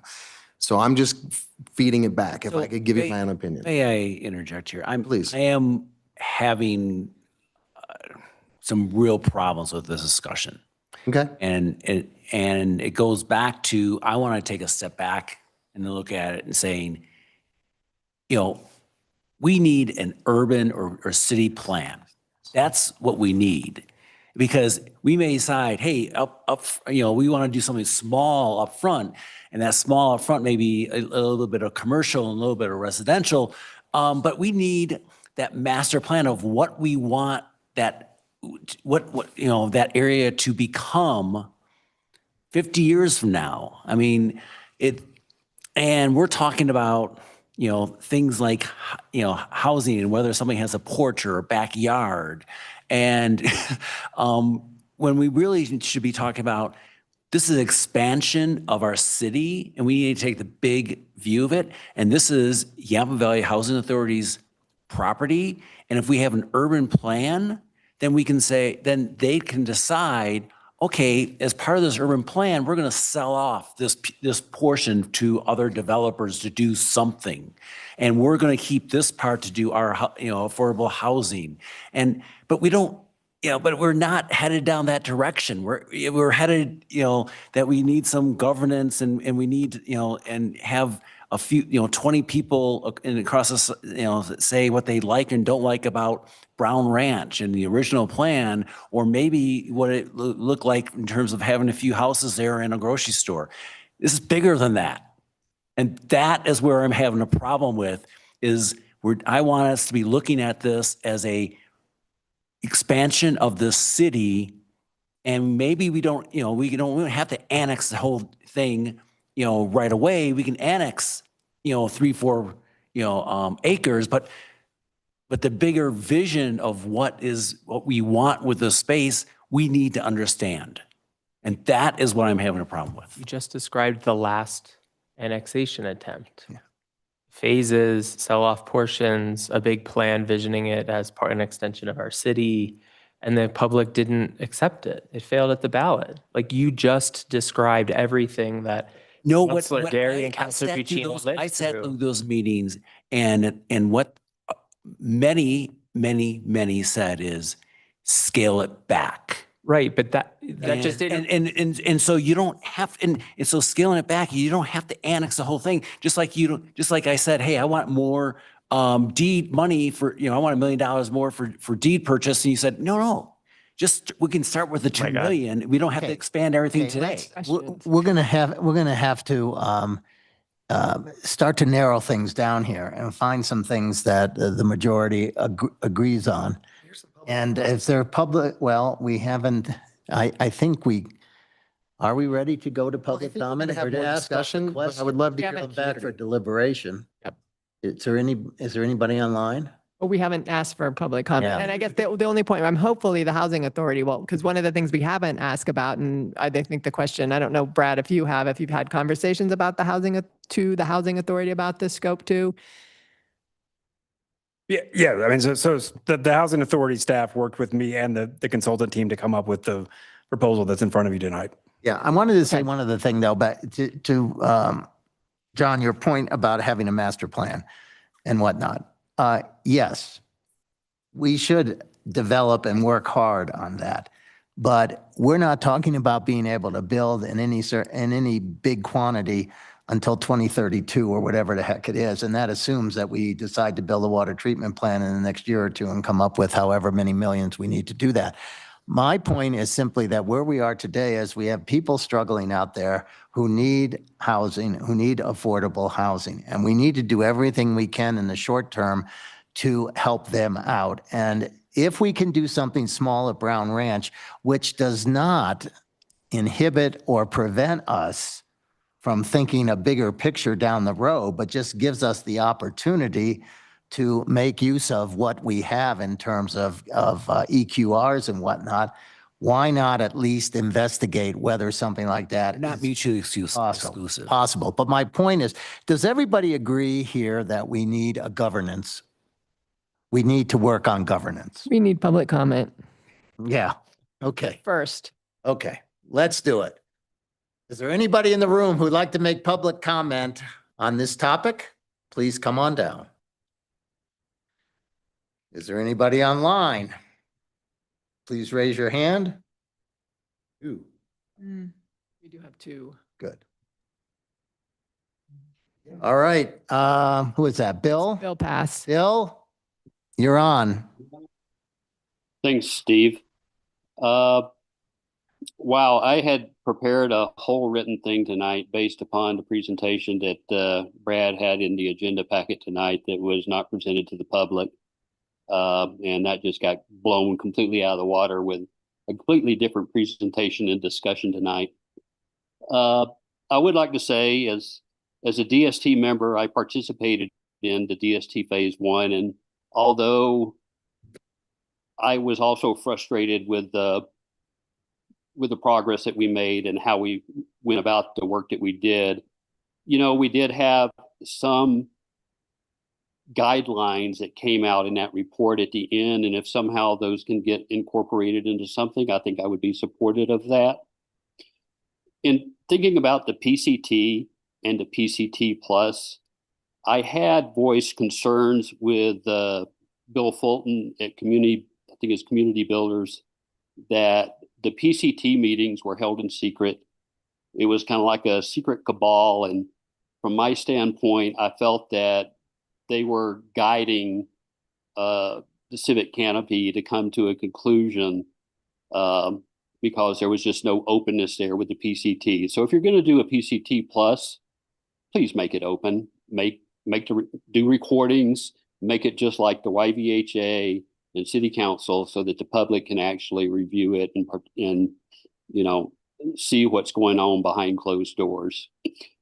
With regards to going forward, think about what was the vote and what was the motivation behind the vote. I originally was not supportive of moving forward with Brown Ranch, and my main issue was size. And I think many on City Council probably appreciates the whole size question. You're not trying to please 100% of the community. You just need to please 51% of the voters of the community to do something. And, I think that we can do something short of re-engaging DST and spending another couple of years trying to figure out what to do before we even ask the voters again what to do. Anyway, that concludes my comments. Thank you. Thank you, Bill. We have Catherine Carson. Go ahead. Thank you, Steve. Actually, I was not planning on commenting tonight. My name is Catherine Carson. I always say this. I'm involved in various organizations. Speaking tonight on behalf of myself, my beloved blind cat, and a new dog in my life. First of all, I want to thank City Council and Brad for your commitment to affordable housing. And I just want to say tonight that I 100% agree with Councilor Michael Bacino. Thank you, Mr. Michael Bacino and Dave Barnes. I would also like to just add the add-on comment that the Yam Valley Housing Authority Board has not seen this proposal and has not commented on it, just as this add-on. But I just also want to remind everyone that, we heard pretty loud and clear from the community that, the big master plan, like Gail said, was not what the community wanted. And I think during the original DST process, because there was so much discussion of that plan, there was confusion in the city. I've actually had people approach me and say, why do you want to keep that plan? That plan is a dead duck. I mean, it is no longer, it was the community clearly didn't want it. Like John said, it's not financially feasible. The water situation is entirely different. Let's move forward. Let's work together and do what the community asked us to do and come up with a better plan. The analogy is when the Steamboat Springs School Board proposed moving the high school. Is a big proposal. The community didn't like it. The school board came back with a new, smaller version, a different idea for the community to look at, to stakeholder, to comment on. So perhaps let's look at a path forward with a partnership with the Yam Valley Housing Authority, the city, and the county to see, like Michael said, look at the technical possibilities. But the key thing is let's work together. And thank you again, Councilor Pacino. As I said, we don't always say this, but I agree with you 100% tonight. Well done. Thanks, guys. Thanks, Catherine. Thanks, Catherine. Okay, is there anybody else on? Walter? Go ahead, Walter. 69 Brome Drive. Can you hear me okay? Yes. Okay, great. Yeah, just a few quick ideas on it, but moving forward with the group, I think the group needs to really look at a smaller annexation, a partial annexation, about 40 to 60 acres. The property to the east, which is the Glen, is a 70-acre development that took a long time to get installed by the city and approved, 2 or 3 years for construction and installation, the typical seasonality of installation for utilities and improvements. I think the way that project lines up, people stop talking about commercial space. But I think you do want, if you're going to do an annexation with a plan, would also be to have commercial space for retail because we are sales tax driven, and any new residential coming on this property is going to have to travel through town, which you're aware of, and come to the two grocery stores that we have. So a lot of times we talk about, but that's just going to give us more congestion and more people downtown coming through town without any kind of commercial over here or generating any tax revenue for sales tax. If you do an annexation of 40 to 60 acres, then you're not approving a development. Each of these can go be annexed and then do a development plan. So with a smaller plan, it's easier to handle. So I'd encourage you to think small. It's a long term. You don't have to. So good luck with it. Thanks. Okay, Walter, thank you. Anyone else online? No? Not seeing anybody else online. Anybody else in the audience want to make a public comment? Okay, we'll close public comment, bring it back for further discussion. So I just want to clarify, because you'd made a comment when I said we need an urban plan, we need or a city plan. It's not that we immediately approve, as Walter said, you're not immediately approving any development. You're not, annexing the whole thing. And that's what we were doing in the previous thing. We annexed the whole thing, which kind of opened up the whole, the whole thing. I'm looking at also, as I think you and I talked about, a few acres, your annexation of a few acres, but we understand how those 3 acres are going to impact the entire area as it expands out through time. So I want to make sure we take the big picture too. Brad, a question? Yeah.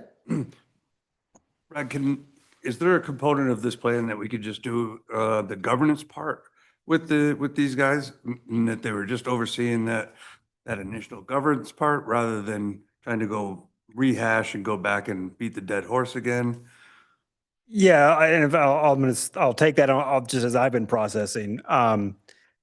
I think it's important to, most of the time when I'm standing here, I'm just simply giving you facts. So if I'm putting something that's closer to like I'm trying to persuade you hat on, I want to acknowledge that. So this is a little bit of persuading. Yes, I think my professional opinion is that there just isn't, we don't have the current sort of venue to have a governance conversation. We need to determine what that looks like, how it operates, those sorts of things. I'm hearing very loud and clear that the DST elements as scoped here doesn't work for this group, which I totally understand. But I do think there is some value in thinking about how and in what way we engage the broader public as that roadmap begins to emerge and as that governance group begins to determine how they're going to make decisions, the type of decisions they anticipate making, the guidance that they want to provide in terms of taking next steps, that there is some venue or way to actually share that with the broader public just to make sure that the group stays in alignment with where the broader community is. So any way that we can bring those two things together so that that group can confidently guide the process with obviously the public engaged and informed throughout that feels like the sweet spot here just based on this conversation. From where you sit, do you think it should be different members than are already sitting like on the YVHA board? I think someone just needs to ask that question and settle on the answer. I just did. I'm not, yeah, I know. And I'm not the person to answer it. You see what I'm saying? So Brad, what you're saying, Brad, is then we could utilize community builders for a part of the governance process and help working through that. We could also use them as part of potentially even the feedback from the community on some of the ideas or options that come out of a smaller. With the other piece that I sort of alluded to, we have a scope with a communications firm that can also assist with sort of what the message is, how to get it out there, how to best distill. And I totally understand the process without progress sort of sentiment here.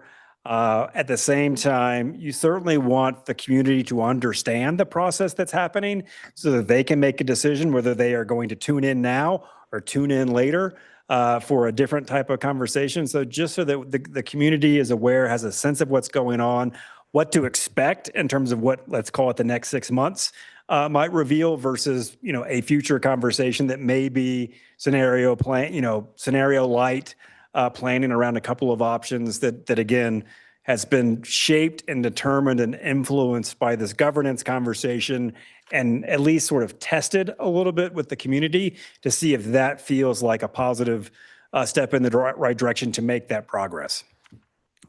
Yes.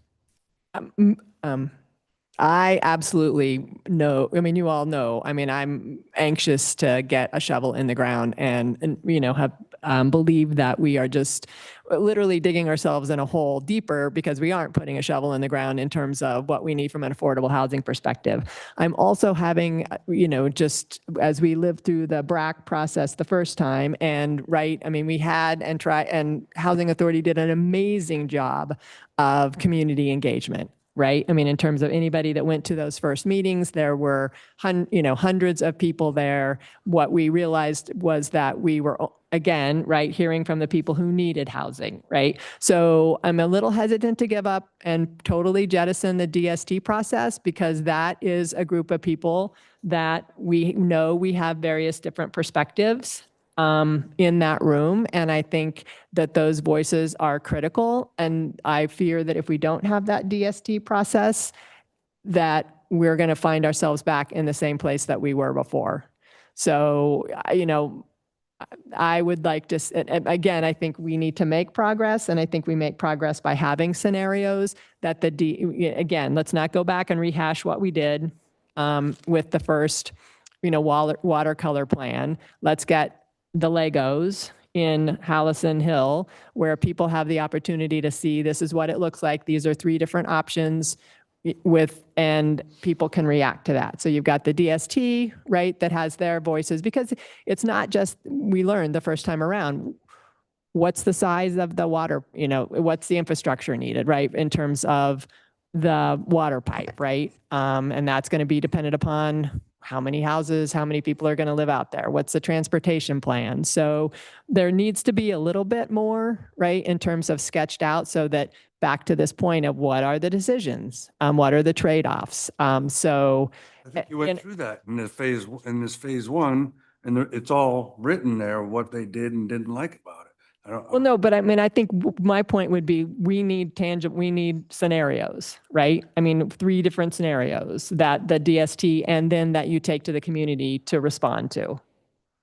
You're suggesting. So is it 200? Is it 500? You're suggesting we use a DST as another perspective in addition to the community to evaluate scenarios. Right. Otherwise, I don't think we're going to get all the voices in the room. Tom, help us out here. Couple things I just want to respond to answer Councilmember Barnes' question about do we need a different group? I absolutely think we need a separate group than the Housing Authority. Yes, we have representation, but I think that we need to change the mindset about this, as this is not Housing Authority property. Yes, they own it, but I think we need to change the mindset that this is a community asset, and we need a particular governance body to be structured in a way that can make good, sound decisions in a very transparent, to Mr. Pass's comments, in a very transparent manner. So I think that's really a critical piece. It's clear that we want to do some scenario planning. I don't think that we can give you the answers in terms of what that looks like. So I would suggest that we come back. I think to Councilmember Gary and Swintek's comments, we do not want to lose the DST's perspective. That was a really, really important element. And I think, some people think we wasted 2 years. I think that was a really, really important process for the community to go through. So I would say that we look at a way to include the DST to provide us feedback and provide that feedback loop with that scenario planning. We will need to come back to you and give you probably essentially a new scope of work pretty quickly. That includes, I think, governance structure. I think that's really important also to have that because you've heard tonight, we should annex 2 acres. We should annex 40 acres. We should have commercial. So we need a body that can make that decision. I don't think that's the Housing Authority alone. I don't think it's the City Council alone. So I think that we should come back to you and give you, what it would cost to do some scenario planning, because we do need some land planners that can do that pretty quickly. and the timeline of both of those. So that would be my recommendation to come back to you. Table this for another month? Yeah, I mean, I think that we probably need to sit down and figure that out. What I imagine would be that we could probably look at a scope that included the governance structure, move that forward. The scenario planning might be a little bit delayed because I think that governance body is going to need to be able to make the decisions about the scenario planning. So it's probably a phased approach to those two elements.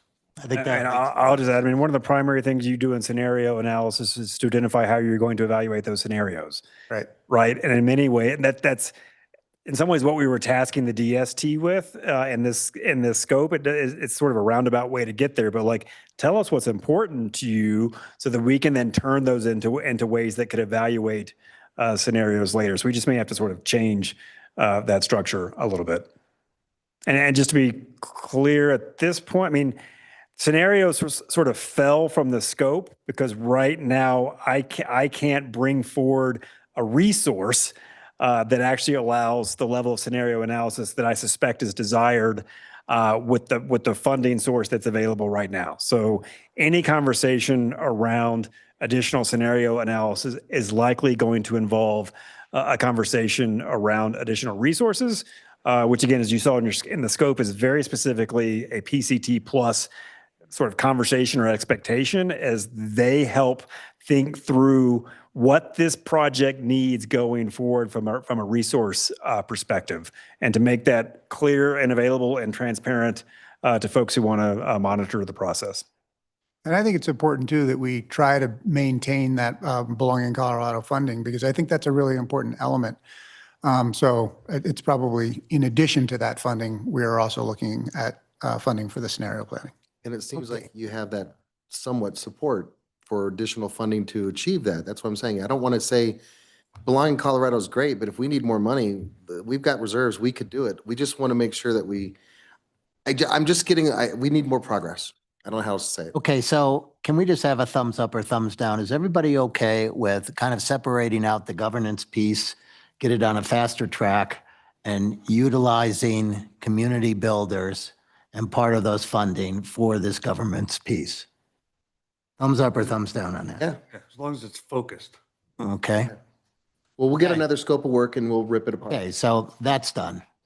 Is everybody, let's have a thumbs up or thumbs down on the second piece, which is around having Brad come back with a new scope of work around what the DST would be utilized for, which is more of a feedback loop, as part of the scenario planning and however that scope looks. Is everybody okay with that? Yep.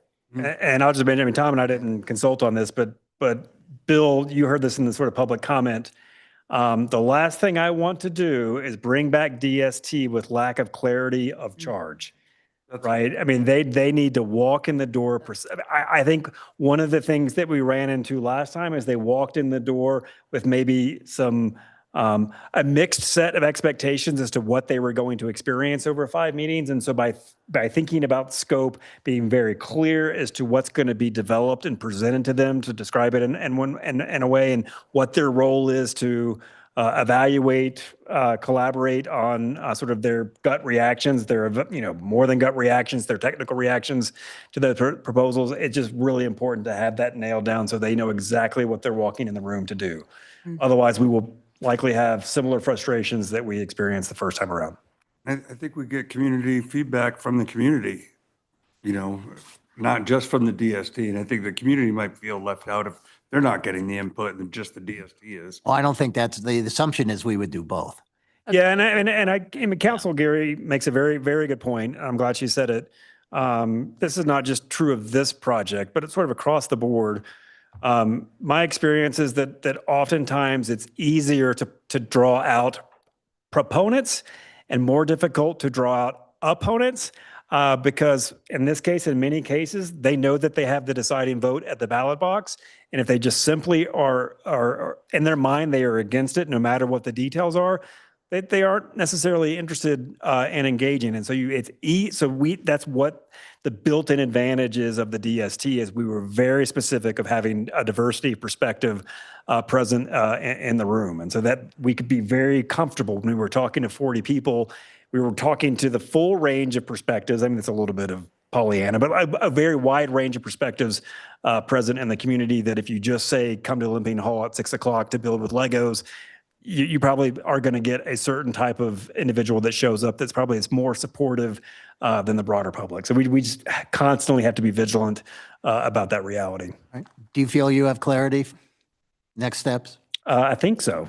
I feel like I can start the process of executing a contract that sort of brings the governance stuff forward. That was the main thing that I felt like I needed to do, because I will have resources available to do that in the next week or so. So I just wanted to be able to do that. Okay. Thank you, Brad. Yep, thank you. Appreciate it. Thanks, Brad. Thank you. Okay. Is everybody okay if we move on? Yep. Yes? Through. Okay, we're at item G, consent calendar motions, resolutions, ordinances, first readings. So we're at item number 6. This is a resolution approving revised conditions of approval for the Holiday Inn Express Development Plan PL 202-50363. And I believe that is Toby, right? Here she comes. Is somebody pulling it? We're on consent? We're on the Oh, consent. we're on the consent calendar. I'm sorry. Hold on. Yep. I'm sorry. 6 Does and anybody 7, want to sorry. pull that one? Yes, I'll pull 6. Okay. Now you can come on down. I know, right? Well, actually, I'm only doing one at a time. Oh, I have to do them all? well, if we're going to pass the consent calendar. Yeah, let's do that. I'm sorry. Let's do them all. So resolution 6 is being pulled. Reading of ordinance number 7, revised section 5-3 of the Steamboat Springs Revised Municipal Code and the International Building Code Appendix J related to grading permits. Does anybody want to pull that one? Okay. Can we have a motion to approve item number 7, an ordinance revising section 5-3 of the Steamboat Springs Revised Municipal Code and the International Building Code Appendix J related to grading permits? So moved. Second. Second, okay. We have a motion by Counselor Swintek, second by Counselor Gary. All in favor? Aye. Opposed? Okay, that passes unanimously. Back to number 6. Now, Toby, you can come down. Would you like a presentation, John, or do you just have a question, or? I believe I just saw some answers of you. So I think we'll have to, since I just saw that you sent me, I think I'd like to review those answers first. I can review them quickly, so I can give a brief presentation. So Toby Stoffer, Senior Planner. So the project tonight is to reconsider conditions of approval from PL 2023-0056 for the Holiday Inn Express for phasing of improvements. This is for a recently built Holiday Inn Express. The amendment will update the timing of the improvements and how the remaining development will be phased. The original approval had one condition. The proposed approval breaks that into 3 separate conditions. They're on pages 6.2 and 6.3 of your packet. Public comment was provided in advance and at the Planning Commission hearing. A neighbor was concerned about the impacts that the development had on the floodplain and drainage in the area, and Commissioner Augusta's comment had some similar comments earlier today. I did respond late, but we did have the training that you heard about earlier, so I'll just summarize that quickly. The comments that Commissioner Augusta had were related to the no-rise certificate, flooding in 2024, and sign lighting codes. So this project did not require a no-rise certification because there is no development, fill, or grading within the FEMA regulatory floodway. The applicant was required to demonstrate compliance with the flood damage prevention standards through a floodplain development permit and an elevation certificate. That elevation certificate documents that the building is elevated above the based flood elevation, which is assumed for the 1% flood. So the building is elevated at 2.4 feet above the base flood elevation, And the requirement is for the building to be elevated a minimum of 1 foot above the base flood elevation. Neither the city nor FEMA prohibits development within the floodplain. So the construction of this hotel has complied with its floodplain development permit and our floodplain development standards. In regard to the sign lighting, the sign code does have some lighting standards for brightness. We did receive some comment about the sign at the Holiday Inn. And so we're working through enforcement and potentially changing the brightness on that sign if it doesn't comply. But again, the floodplain development permit and the sign permit for the sign are not related to this development review request tonight. Okay, so I do have some follow-up on the floodplain and the drainage. So I do hear you that this does not require a no-rise certificate. However, they did have to raise that is still a floodplain. It's not in the FEMA floodplain, but it's still a floodplain. So the FEMA floodplain is the floodplain. So this building site is within the 100-year floodplain or the 1% base floodplain. So yes, that building site is there, and they did have to raise that building to build within the floodplain. Yeah, and didn't they raise it like 6 or 8 feet or something like that? So the building is elevated 2.4 feet above the base flood elevation. So the minimum it had to be raised was 1 foot. I don't know the exact dimensions, but it is raised above the floodplain. Raised enough at enough elevation to accommodate flooding to some extent so that the building would not flood. Right. So the building so what I'm trying to understand is there was, I guess there's a permanent the permanent drainage improvements that were planned for phase 2 is now delayed. They are not putting the permanent drainage improvements in.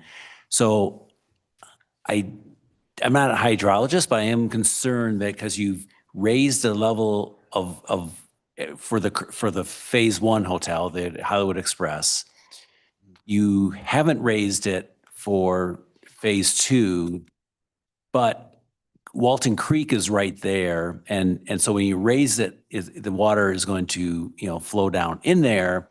And the fact that we don't have the permanent, drainage improvements in place for phase 2, and the original plan was we're going to do phase 1 and phase 2 at the same time, is this ultimately going to negatively impact Walton Creek with flooding because you have taken a portion and raised it, and in another portion you haven't? I don't believe so, no. So the permanent drainage improvements for phase 1, the current hotel that is existing, are to accommodate any additional flooding that building and parking lot might have. So the same goes for the Hotel B. So the permanent drainage improvements for Hotel B are specifically related to the impacts that development causes. So while there's no development on the Hotel B site, we can assume that the flooding of the site will occur as it has historically done. The site does have temporary drainage improvements during this time period while it's not vegetated and while it was graded to some extent. So the temporary improvements are in place now for an ungraded condition. That site would need to be restored to a revegetated condition if development doesn't move forward, or the permanent drainage facilities will need to be installed while the site is in construction. So in any scenario, while it is now, while it's in the future with development or in the future without development, the drainage is accommodated. So I don't think that these changes to these conditions affect the drainage or any of the other improvements that were approved on the previous development plan. Okay. I did not, you probably said it, but I did not hear it correctly. So I apologize. About the spring of 24 flooding that was, I believe, attributed to the hotel construction, or a portion of which was attributed to the hotel. And I don't have that specific information. What I do know is that there was, probably some flooding in 2024 that can happen for a variety of reasons. I believe that the construction was happening at the same time. I don't know if those two items are related. What I do know is that the hotel development did meet its floodplain development requirements and all of our standards for development in the floodplain. So we have preliminary standards that the development needs to meet that are part of the floodplain development permit, and then final standards that it needs to meet after it's complete. So that development has met our standards throughout its development. So while the two events may have been happening, I can't say that they were or were not related. Okay. Do you know whether, or I think I heard it may have been a rumor, maybe, you know, that a stop construction order was put in place for construction of the phase one because of, and they were, you know, it went to municipal court. Are you aware of that, or? I'm not aware of that. So I don't know if the applicant is online. Is the applicant online? Yes, the applicant is online. And can the applicant comment on the you know, the flooding that occurred in the spring of 24? Walter McGill or Ben Bell? Can I ask where you're going with this? So that area is heavily, it floods quite, you know, all the time. Where I'm going with it is that they have as part of construction, they have permanent drainage improvements that need to be in there.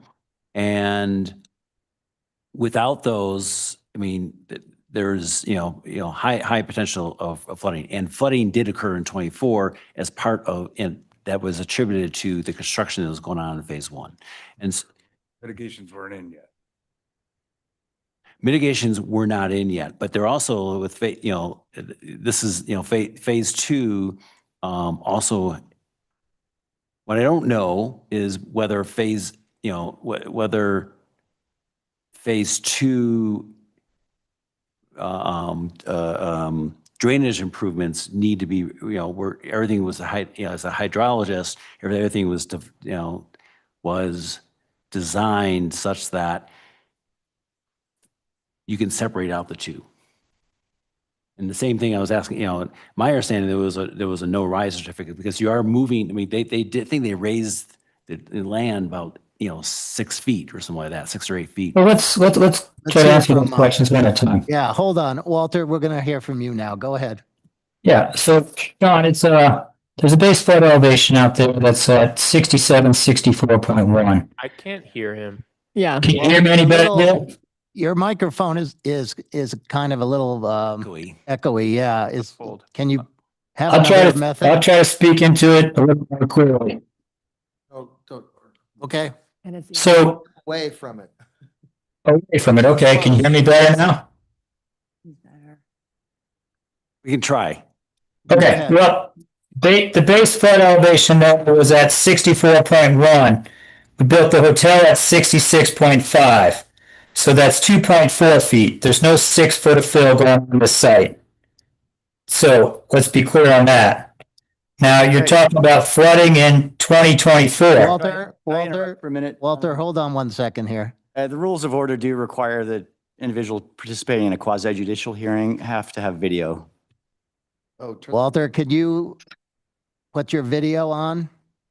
No, this computer, I don't think I can. Let's see. No, I don't have a camera here. Okay, well, we need you to be on video, so I don't know if you could call back on a phone or something else. Phone would get me on video. Yes, we need you on video. But I guess let me dial in. Give me a minute too. Okay. Okay. While he dials in, we can move on to questions about the sign. It's so the hotel sign. There is actually on the building. There's no hotel sign on the primary entrance to the primary facing, which is on Walton Creek. The hotel sign is on the backside of the property, which is, I guess you'd call a secondary sign. And I guess it would certainly help those who are up skiing, doing night skiing, see to basically see where the hotel is. And my concern is light pollution. And we've had a lot of concerns about light pollution. We still haven't. We have an open case for the Homestead Suites around the light pollution, and I want to. And this sign seems to be brighter than what the regulations may appear, but I think we need to do some testing there. But I just did have a general code question is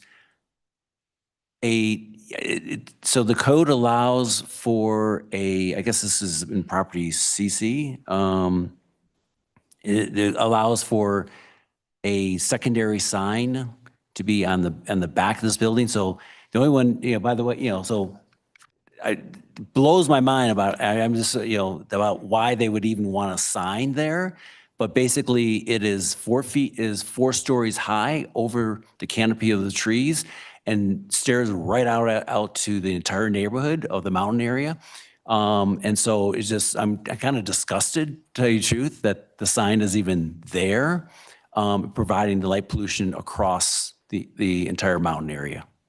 So we definitely need to test it and make sure that it is not over. But I do have go back to my code question: is a secondary sign allowed on that type of property? And I guess there's probably no guidelines. If you have a primary sign, you need to have a primary sign or something. So you have a secondary sign.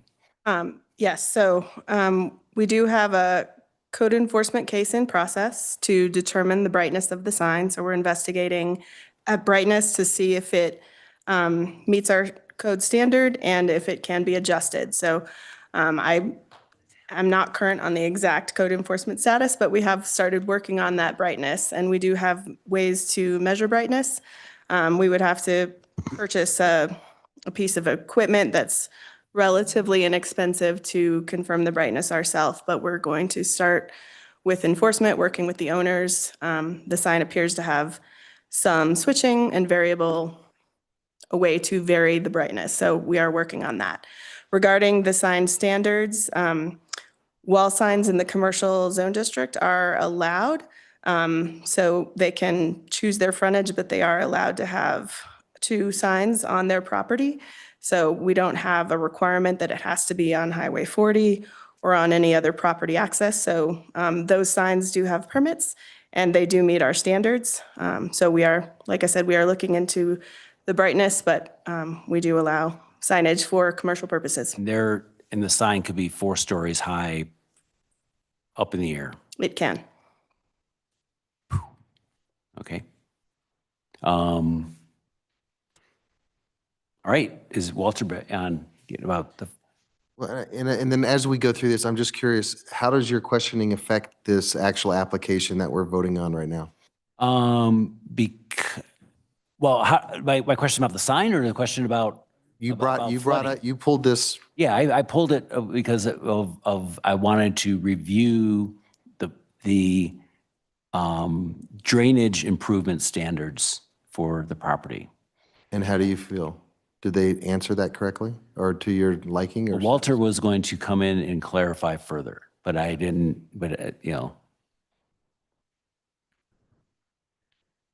unfortunately, I'm not a hydrologist, and there was not a hydrologist in the room as far as I know.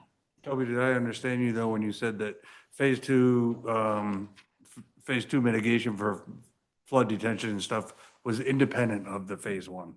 Correct. Yes. So they wouldn't need to, they wouldn't. There he is. Okay, Walter, we see you. So go ahead. I think you're on mute, maybe. You're on mute. Thanks. Thanks for your patience. So I was Walter McGill, 4 Point Surveying Engineering, 1769 Brougham Drive. And to John's first point on the base flood elevations, I was speaking that the base flood is the finished floor of the hotel was 2.4 feet above the base flood elevation. There wasn't 6 foot of fill placed on this property. It was 2.4 above that base flood elevation. It could have been 3 or 4 feet. To the flooding in 2024 wasn't attributed to the construction. It's attributed more to that this is a wild stream corridor. And you can look at it over time on Google Earth and other things, and you could look at it. That flooding was probably, John's correct, that was about the worst flooding since, since Otel had been here. Prior to that, probably 2017. It came in late May. We had a wet April and a wet May, and then it got real warm. And it's going to continue. There's a dam right now, a beaver dam left over from the fall and summer in the creek, and the creek continues to gain brush and everything else. So the hotel certainly raises the bank. There's a roadway that goes along the east side that's an access through the Holiday Inn and through the Homewood Suites. That's part of the access plan. And that grade is raised up as well. So it's going to continue to push what is a infilling stream of the Walton Creek there. And I think that's going to, continue to raise flooding in that area until we get some trenching or decide to do some work within the corridor of the Walton Creek. But it meets the FEMA study. FEMA study has a lot of breaches in the Walton Creek. If you look to the south into the Mount Warner property from Kemery Lane, County Road 24, and work your way back, you'll see a lot of cottonwood trees that have grown along there. The developer here replaced a new culvert on Stone Lane as it comes in, as well as upgraded the Ingalls Lane culvert to a 72-inch culvert to do this project.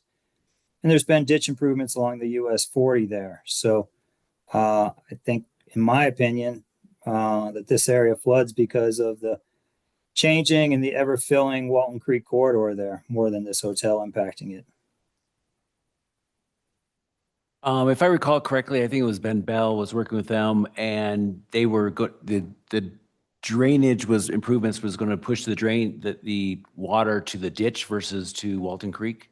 Was that how it was designed? There's a split flow that comes out there, and it splits the flow.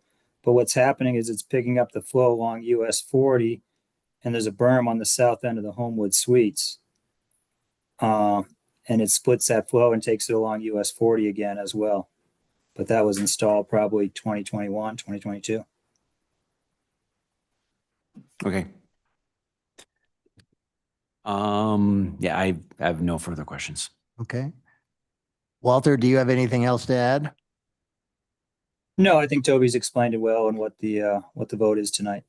Thank you. Okay, thank you. Okay. Any other questions before public comment? Okay, is there anybody in the audience who would like to make a public comment? Is there anybody online who would like to make a public comment? Doesn't appear so we'll close. I don't see anybody. So we'll close public comment, bring it back to council for deliberation and or a motion.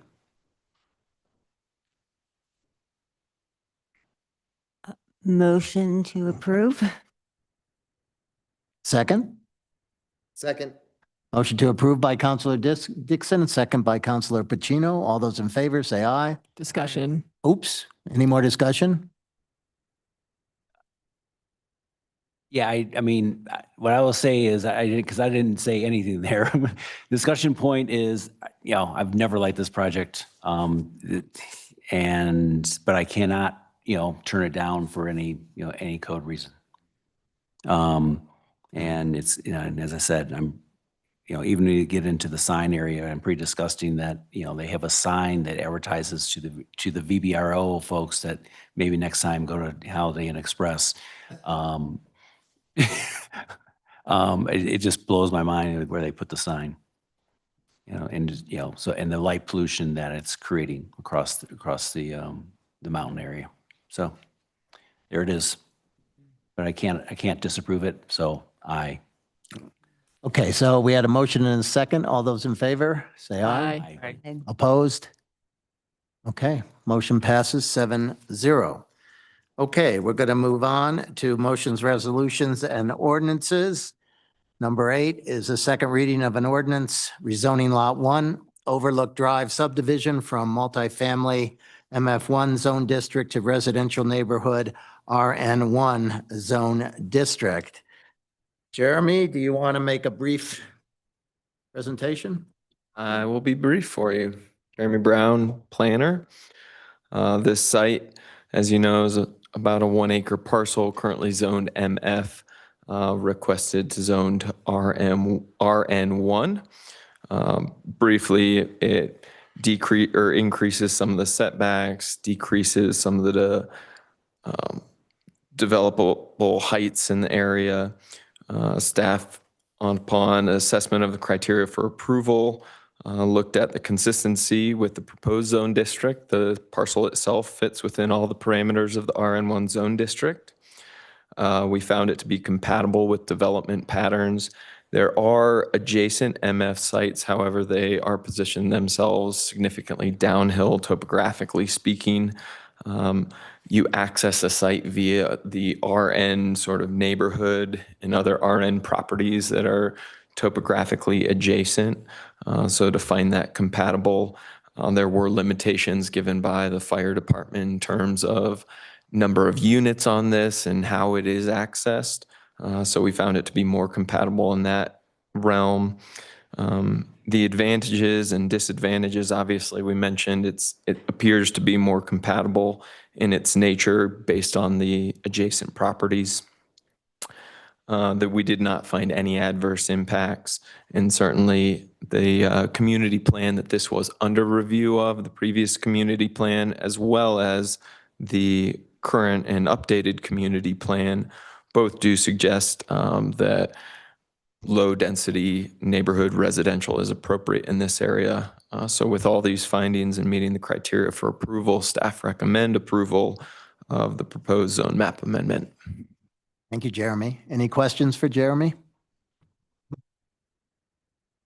Okay, we'll open it up to public comment. Is there anybody in the room who would like to make a public comment? Come on down. Anybody online? Oop, here you are. Come on down. Hi, I'm Stephanie Lord Johnson. I'm with Berglund Architects, and we're here for this application. And since I've been here all evening, I thought I'd just say hello. It's been interesting actually listening to the last two meetings. You guys have lots to talk about. But Jeremy and Toby have been great helping us with this. We think it makes sense for the lot. It is incredibly difficult at this time. We did actually study multiple options of how to get more density, and between working with fire department, public works, civil, it is incredibly difficult. There are very few areas of this site over 30 or under 30% slope. So we hope you'll support switching it to single family. Thank you. Thank you. Thank you. Is there anybody else who'd like to make public comment? See none. Is there anybody online? See none there, so we will close public comment and bring it back to council for further discussion or a motion. Move to approve. Second. Move to approve by Councilor Swintek, second by Councilor Pacino. Is there any other discussion? I mean, I think my only comment was, I would have loved to have seen more, a multifamily development. So, absolutely appreciate you trying to do that, and would love to, I think we need to focus on how we make it accessible to be able to do something like that. Yeah. Okay, all those in favor, say aye. Aye. Opposed? Okay, motion passes 7-0. Thank you. Coming. Okay, we're going on to item 9, which is second reading of an ordinance vacating a portion of a utility easement located on lot C2-1 downtown Riverview, filing 3 PL 202-50218. Toby? Toby Stoffer. So this is a request to vacate a portion of a utility easement in downtown Riverview, filing 3. The property is served by existing utilities and has a building permit for a new single-family dwelling. One electric line will be moved with the construction of the new building. Other utilities will not be affected and will be within the remaining portion of the easement. All affected utility providers have reviewed the project, and there's been no public comment. Okay, thank you. Questions for Toby? Okay, hearing none. Is there anybody in the room who'd like to make a public comment? Is there anybody online? Seeing none, we will close public comment, bring it back to council for further discussion or motion.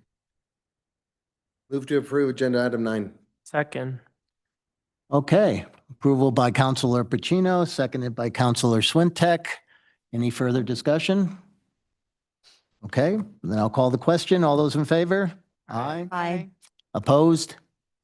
Okay, motion passes 7-0.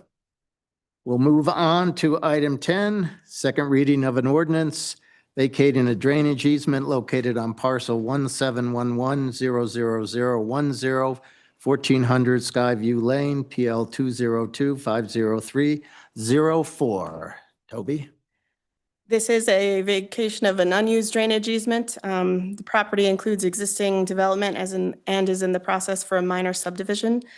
During the course of that review, we determined that there is that unused existing drainage easement that conflicts with some current improvements and proposed property lines. Drainage from the property and across the property is accommodated in other existing easements and facilities, and there has been no public comment on the application.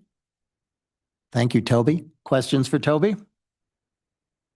Seeing none, anybody in the room would like to make a public comment? Come on down.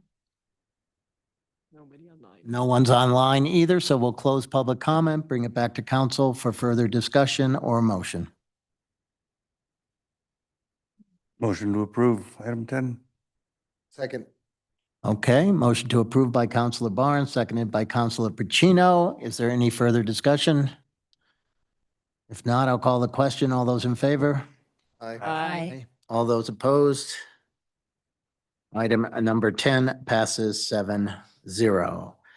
Okay, item number 11, a second reading of an ordinance amending Chapter 26 of the Steamboat Springs Revised Municipal Code by amending Article 5 signs, Sections 502, 03, 04, 05, 07, 08, 09, 510, and 511, and Article 7 Development Process, Sections 711, 712, 717, and 718, to update the sign code, sign permit, sign plan, and major or minor adjustment processes, PL 202-40137. Toby. I need to disclose. I did reviews this with staff on October 27th when I was part of the Planning Commission. It was part of a work session discussion. I was not the final review with the Planning Commission. I don't believe that discussion impacts my decision either way, but I need to disclose that. Okay. If anybody wants, does anybody want me to recluse myself? I don't, so. Is everybody okay? Are you making any money on this decision? No. Thank you. Next. So this is an update to the sign code to clarify language, update our process, and improve the application of Article 5. The current sign code took effect in January of 21 and was a significant revision to the old sign code. After adoption, we implemented the City View system to manage our permit and development processes. So working with the new sign code and the new City View process, we found that we had some areas for improvement. So this project will increase efficiency, accuracy, and clarity for staff and the development community in the application of this article. So the amendment will amend some incentives to encourage use, amend various sections to update the permitting procedures. It will allow internally illuminated signs in the single-family residential context, which often includes schools and churches. If you think about Oak Street and Old Town where Soda Creek is, those types of uses often have a changeable message sign for events and other information. So we felt that it was an oversight that those types of signs were not allowed for those types of uses in that context area. There's very few internally illuminated signs that are limited in the single family context area because it is supposed to be residential, but that is a change that we thought was necessary, again, through application of the code. We will be amending wall signs, making some minor changes to various sections to clarify language, and amending the minor and major adjustment processes. Okay, thank you. Questions for Toby? So I don't know. I gotta ask. Holiday Inn Express is advertising their hotel to the VRBO folks up on the mountain. is there any, is there any sign change, since we're reviewing signs and sign codes, or any sign change that we should be looking at before we approve, the signage that could help us? I'm most concerned about light pollution and because we now have down, the street lights for the parking lot, we now have, I forgot, what you call it, but down focused lights. Here we have it's not flashing, but it's a, bright light across the skyline. Yeah, so this amendment, as I mentioned, is to really update our process to make our code language consistent with our city view process, which has recently been amended. So we are not making any changes to signs in the CC zone district, commercial signs, brightness signs, or other lighting standards of signs. So this was meant to be routine amendments. So we could, pause this to do other amendments, but that wasn't our intention with this sign code adjustment. We could certainly look at other amendments to brightness, the sign code, anything else in the future. I guess, so obviously not for the, for this session, but I guess, the light pollution across our town is getting worse and worse. I mean, and when 10 years ago, you could actually stargaze within the town, within the city. You can't really do that now. And so I think that takes away from the character of what we are. And we're, and so I would love to find a way to control the light pollution as we do more and more development. I don't know how to do that, but that's a desire. Okay, thank you. Any other questions for Toby? Okay, if not, we'll open up the public comment. Anybody in the room have a public comment? Come on down. Seeing none online, also seeing none, we'll close public comment, bring it back to council for discussion or a motion. Move to approve. Second. Okay, we have a motion to approve by Councilor Swintek, second by Councilor Pacino. Any other discussion? I would just concur with John on the light pollution. And so while this isn't going to address it tonight with this, but I completely agree. And other communities are in the process of getting dark sky certification. Other mountain communities have. So anyway, something we should be looking into, which I am, but I hear you. Okay, all those in favor? Say aye. Aye. Opposed? Okay, motion passes 7-0. Do we want to add this to just a list of things to talk about at our next retreat? What? Dark Light sky, light pollution. Yeah, I wrote it down. Can we just put a thumbs up and then ask Tom to put it in the back of his notebook, please? If we want to change the future, because you can't go back. Wait, I don't want to open a dialogue, just Yeah. thumbs up, great. We can talk about it at a future date. Thank you. Item number 12 is a second reading of an ordinance amending Chapter 26 of the Steamboat Springs Revised Municipal Code by amending sections 202, 03, 04, 05, 06, 07, 08, 09, 210, 212, 213, 214, 218, 219, 220, 221, 222, 301, 302, 303, 306, 435, 437, 438, 440, 441, 442, 443, 444, 702, 703, 728, and 802, and tables 300-1, 300-2, and 300-3 for routine corrections, PL 202-50306. And Dan says I don't have to read those in the future. Toby. You've practiced. Okay, so this is a routine text amendment. This is part of our ongoing effort to keep the CDC updated and incorporate changes to state and federal law, Supreme Court rulings, interpretations, or add clarity to the CDC for things we discover during our day-to-day work.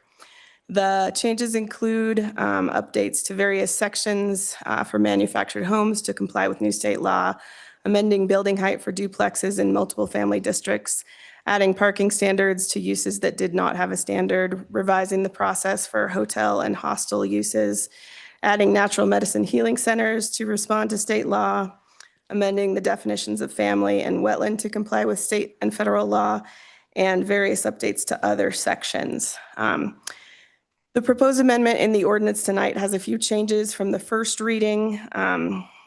There's one error that was identified by Counselor Diction that I replied to earlier today. So I can answer any questions if there are any additional questions about that. And then in addition, we have removed the use standard for hotels in the CO zone district. And the ordinance indicates that hotels will be a conditional use in the CO, CK2, and CC zone districts instead of a limited use in CO or a by right use in CK and CC.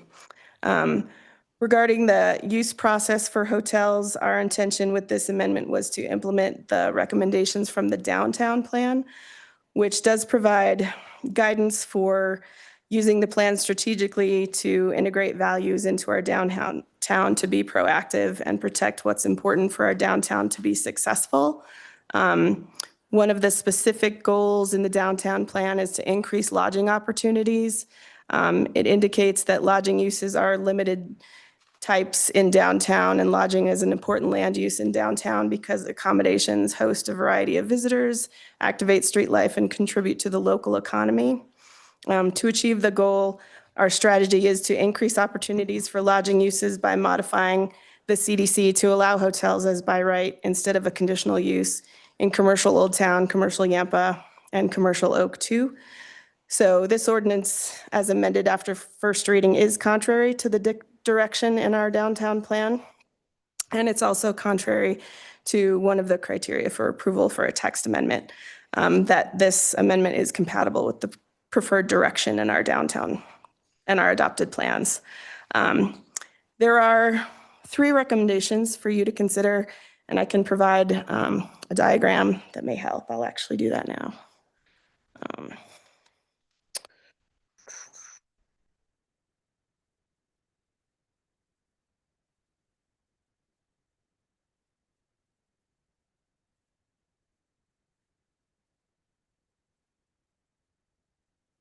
Okay. So we get it up there in a minute. So the Planning Commission recommended approval of the ordinance with a use standard for hotels in CK2, that's Oak Street, not the residential side. That would make hotels be a limited use in CK2. There was also a use standard for hotels in CO, and then the use was by right in the CC zone district. So what Planning Commission recommends is sort of right here on this category. Staff recommends approval of the ordinance as presented at first reading, which would include hotels as a limited use in CO and as a use by right in CK2 and CC. The other changes that we're proposing proposing generally with this text amendment are changes to the G1 district, the CY district. We're all in agreement on those, so I haven't highlighted those. So I'm highlighting the sections that we've discussed. And then the last direction that we received from City Council is highlighted there as shown. So this is the exhibit for the ordinance, that each of these uses would not be changed. They are conditional uses now, and they would remain conditional uses. So those are the primary changes. If you want to look at this for yourself in your packet, it's page 1267, but this is just marked up in my packet. So we can discuss, or I can answer any questions. Okay, thanks, Toby. Questions for Toby? Okay. Hearing none? Well, maybe I will. I think, I don't know if anyone is actually listening, if anyone's online, or they can go back and listen. I would love, Toby, for you to describe conditional use versus use by right. Yeah, so a conditional use is typically a use that may have more impacts than other similar uses in the area. So a conditional use, for example, could be single-family residential use in a commercial area. That use might have impacts, as it might impact the efficacy of building or commercial uses nearby. So a single family use could be impactful in that regard. So in some of our commercial districts, for example, a single family use is a conditional use. Use can also be conditional if it has impact. So in the past, how our code is now, we've indicated that hotels may have more impacts than other commercial uses. In our application of that standard, we often find that hotels as commercial uses are compatible with other commercial uses in the area, in commercial zone districts. A by right use is a use that should fit in with other uses that are allowed by right in that area. So think retail, restaurant, office in the downtown. Those are typically considered to be compatible. They wouldn't have other impacts that are outside of the norm you would expect in those areas, similar to residential uses in residential areas. So a by right use should be able to transfer in and out of a property in a zone district or in an area without any impact. So the conditional use process is there to allow some uses that may be a stretch in some places, and that allows us to consider the specific site, the specific use, and any conditions that it has. We do try to limit those uses or limit the process to uses that truly may have an impact, not necessarily those that we just want public discussion on. That was a point last time. So we do have a fair amount of public process that does allow for discussion and disclosure and transparency of uses and approvals and development review. So we try to, again, keep conditional uses conditional when we do really need to discuss the impacts of them relative to other uses and businesses and everything in the zone district nearby. Great. And right now, so we'll use CC as an example. That's currently conditional, correct? Yes. And we have some hotels that we just talked about one not too long ago. We also have another one over by City Market that were conditional, and yet they are being built and being opened. And so have we ever seen a hotel in a conditional use zone be denied because of the conditional use? It's hard to say ever, because I've only worked here for a certain amount of time, but 5 years. In my experience, no, we haven't denied a hotel based on its conditional use impacts. Again, we've found that those hotels meet the criteria for approval, are consistent with our plans. That's one of the things we always consider, that the use in question is consistent with our future plans for the area. So where the hotels have been built, they have been consistent with our future plans, consistent with the uses around them. That's another criteria that we look at, and that they didn't have impacts that were more different or atypical from the other commercial uses in the area. Great, What you thanks. don't know is the developer might not have even entertained the thought because it was a conditional use and not a use by right. We don't know that for sure. Yeah. If something is a conditional use, is there added administrative burden or risk or timing? There is, there's additional risk for the developer, and there is added administrative burden and cost, because we do have to have public hearings. So it provides uncertainty into the development process for the developer, because they could go to a public body. If it's only a conditional use that's a question, then the Planning Commission would make that decision. There is a criteria for approval that says this use isn't meeting impacts, so that can be used as findings and for denial or for approval. But yeah, so it does add that, and does add a public hearing cost and that level of uncertainty. The administrative cost, I think with something like a hotel, we're doing a development plan review anyway. That's a pretty extensive review. So adding a conditional use review from a staff perspective isn't too much additional work, but it is. Or from an applicant's point of view, it adds time. And then could it be iterative as well? Like if I'm going through this process, it would be back and forth and increasing time and risk as an applicant. It does, yeah. I mean, we typically get to a conditional use hearing relatively quickly if it's just a conditional use that we're talking about. But again, we would be looking at a lot of other development factors with the all the hotels that have been built, they've all had a development plan, and I think they've all had variances as well. So that's a separate set of uncertainty, but the conditional use on its own does provide a level of uncertainty for that applicant. And so the And risk. cost would be the same if you were a large developer of a Holiday Inn or a Hilton Garden Suites, or if you were a local investor who wanted to build a boutique hotel in town. The cost burden would be the same for those two people. Yeah, correct. And our review often requires a pretty high level of, design and development review. So there's a lot of investment on their side into plans, consultants, marketing certainly to make that use pencil before they get an approval. So that, again, I think that's why our downtown plan heard from various constituents and said, this is one thing that we can remove this burden, because we believe that a hotel use is useful, at least in the downtown areas. Great, thanks.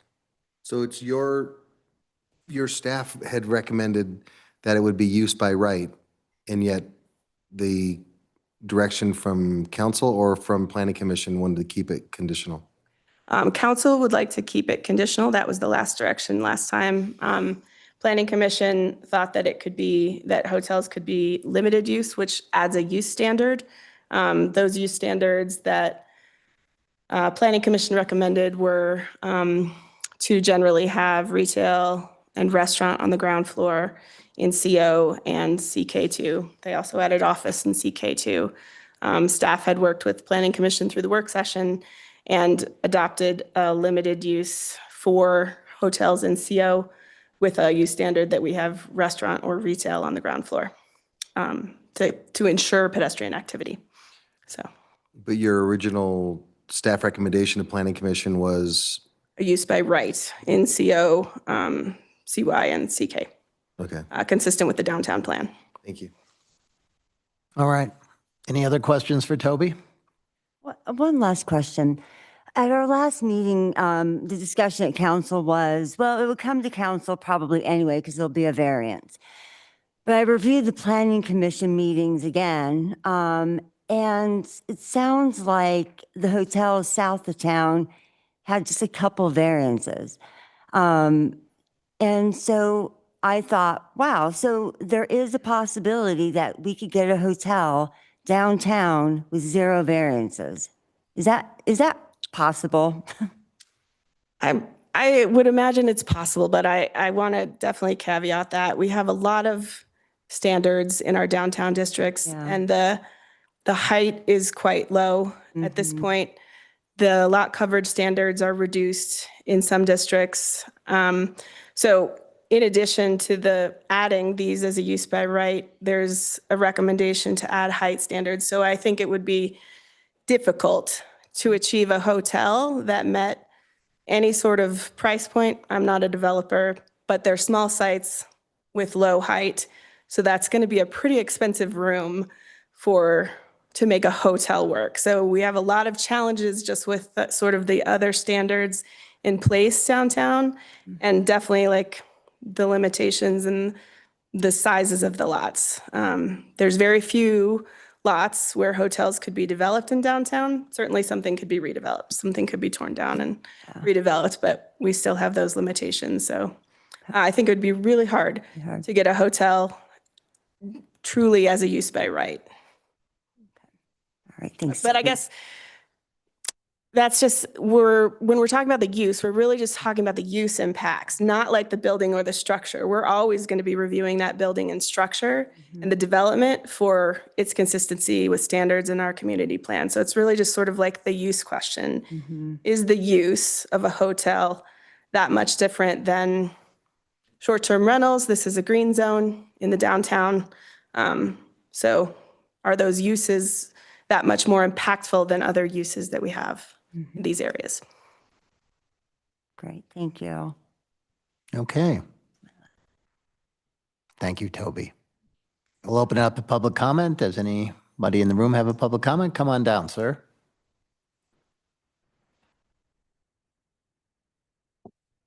State your name and address, please. Roger Gregory, 1770 Natchez Way. I've been a part-time resident of Steamboat for a little over 20 years. I am also the developer of the Marriott Flagged Hotel in front of the City Market. We will open that hotel in April. It'll be on time, on budget. Once opened, it will be the largest pure play hotel in Steamboat Springs, meaning we will not have any condos. We are simply hotels. I am here to speak in favor of this. I don't know Toby. I've never met Toby. I echo everything that she just said about developing in downtown. I got interested a couple of months ago in looking at downtown just from all the action that's happening on the mountain and nothing in downtown. And started looking at developing in downtown. I put my team to work the last 2 months, looking at our outside consultants, trying to find sites that we could develop in downtown. You could approve this ordinance 12 as originally read 2 weeks ago, and it will not allow me to develop in downtown. What Toby just said is, and again, Toby's not speaking for me and I don't know Toby, but she is exactly right. You cannot develop a hotel on any site in downtown without significant variances. The code gap between the downtown development plan, or I should say the code as it reads on Yampa Oak or Yampa Lincoln Oak, and that gap between the downtown development plan let me say it a different way. There's no way for me to build enough FAR on any site based on the code to spread my cost across it to make it financially viable. Boutique hotels in developer speak is simply a loss leader. We need a big enough site to be able to build on, and there's only probably 2 in downtown right now. So you can approve 12. I am still going to have to come back to you for significant variances to make a development work.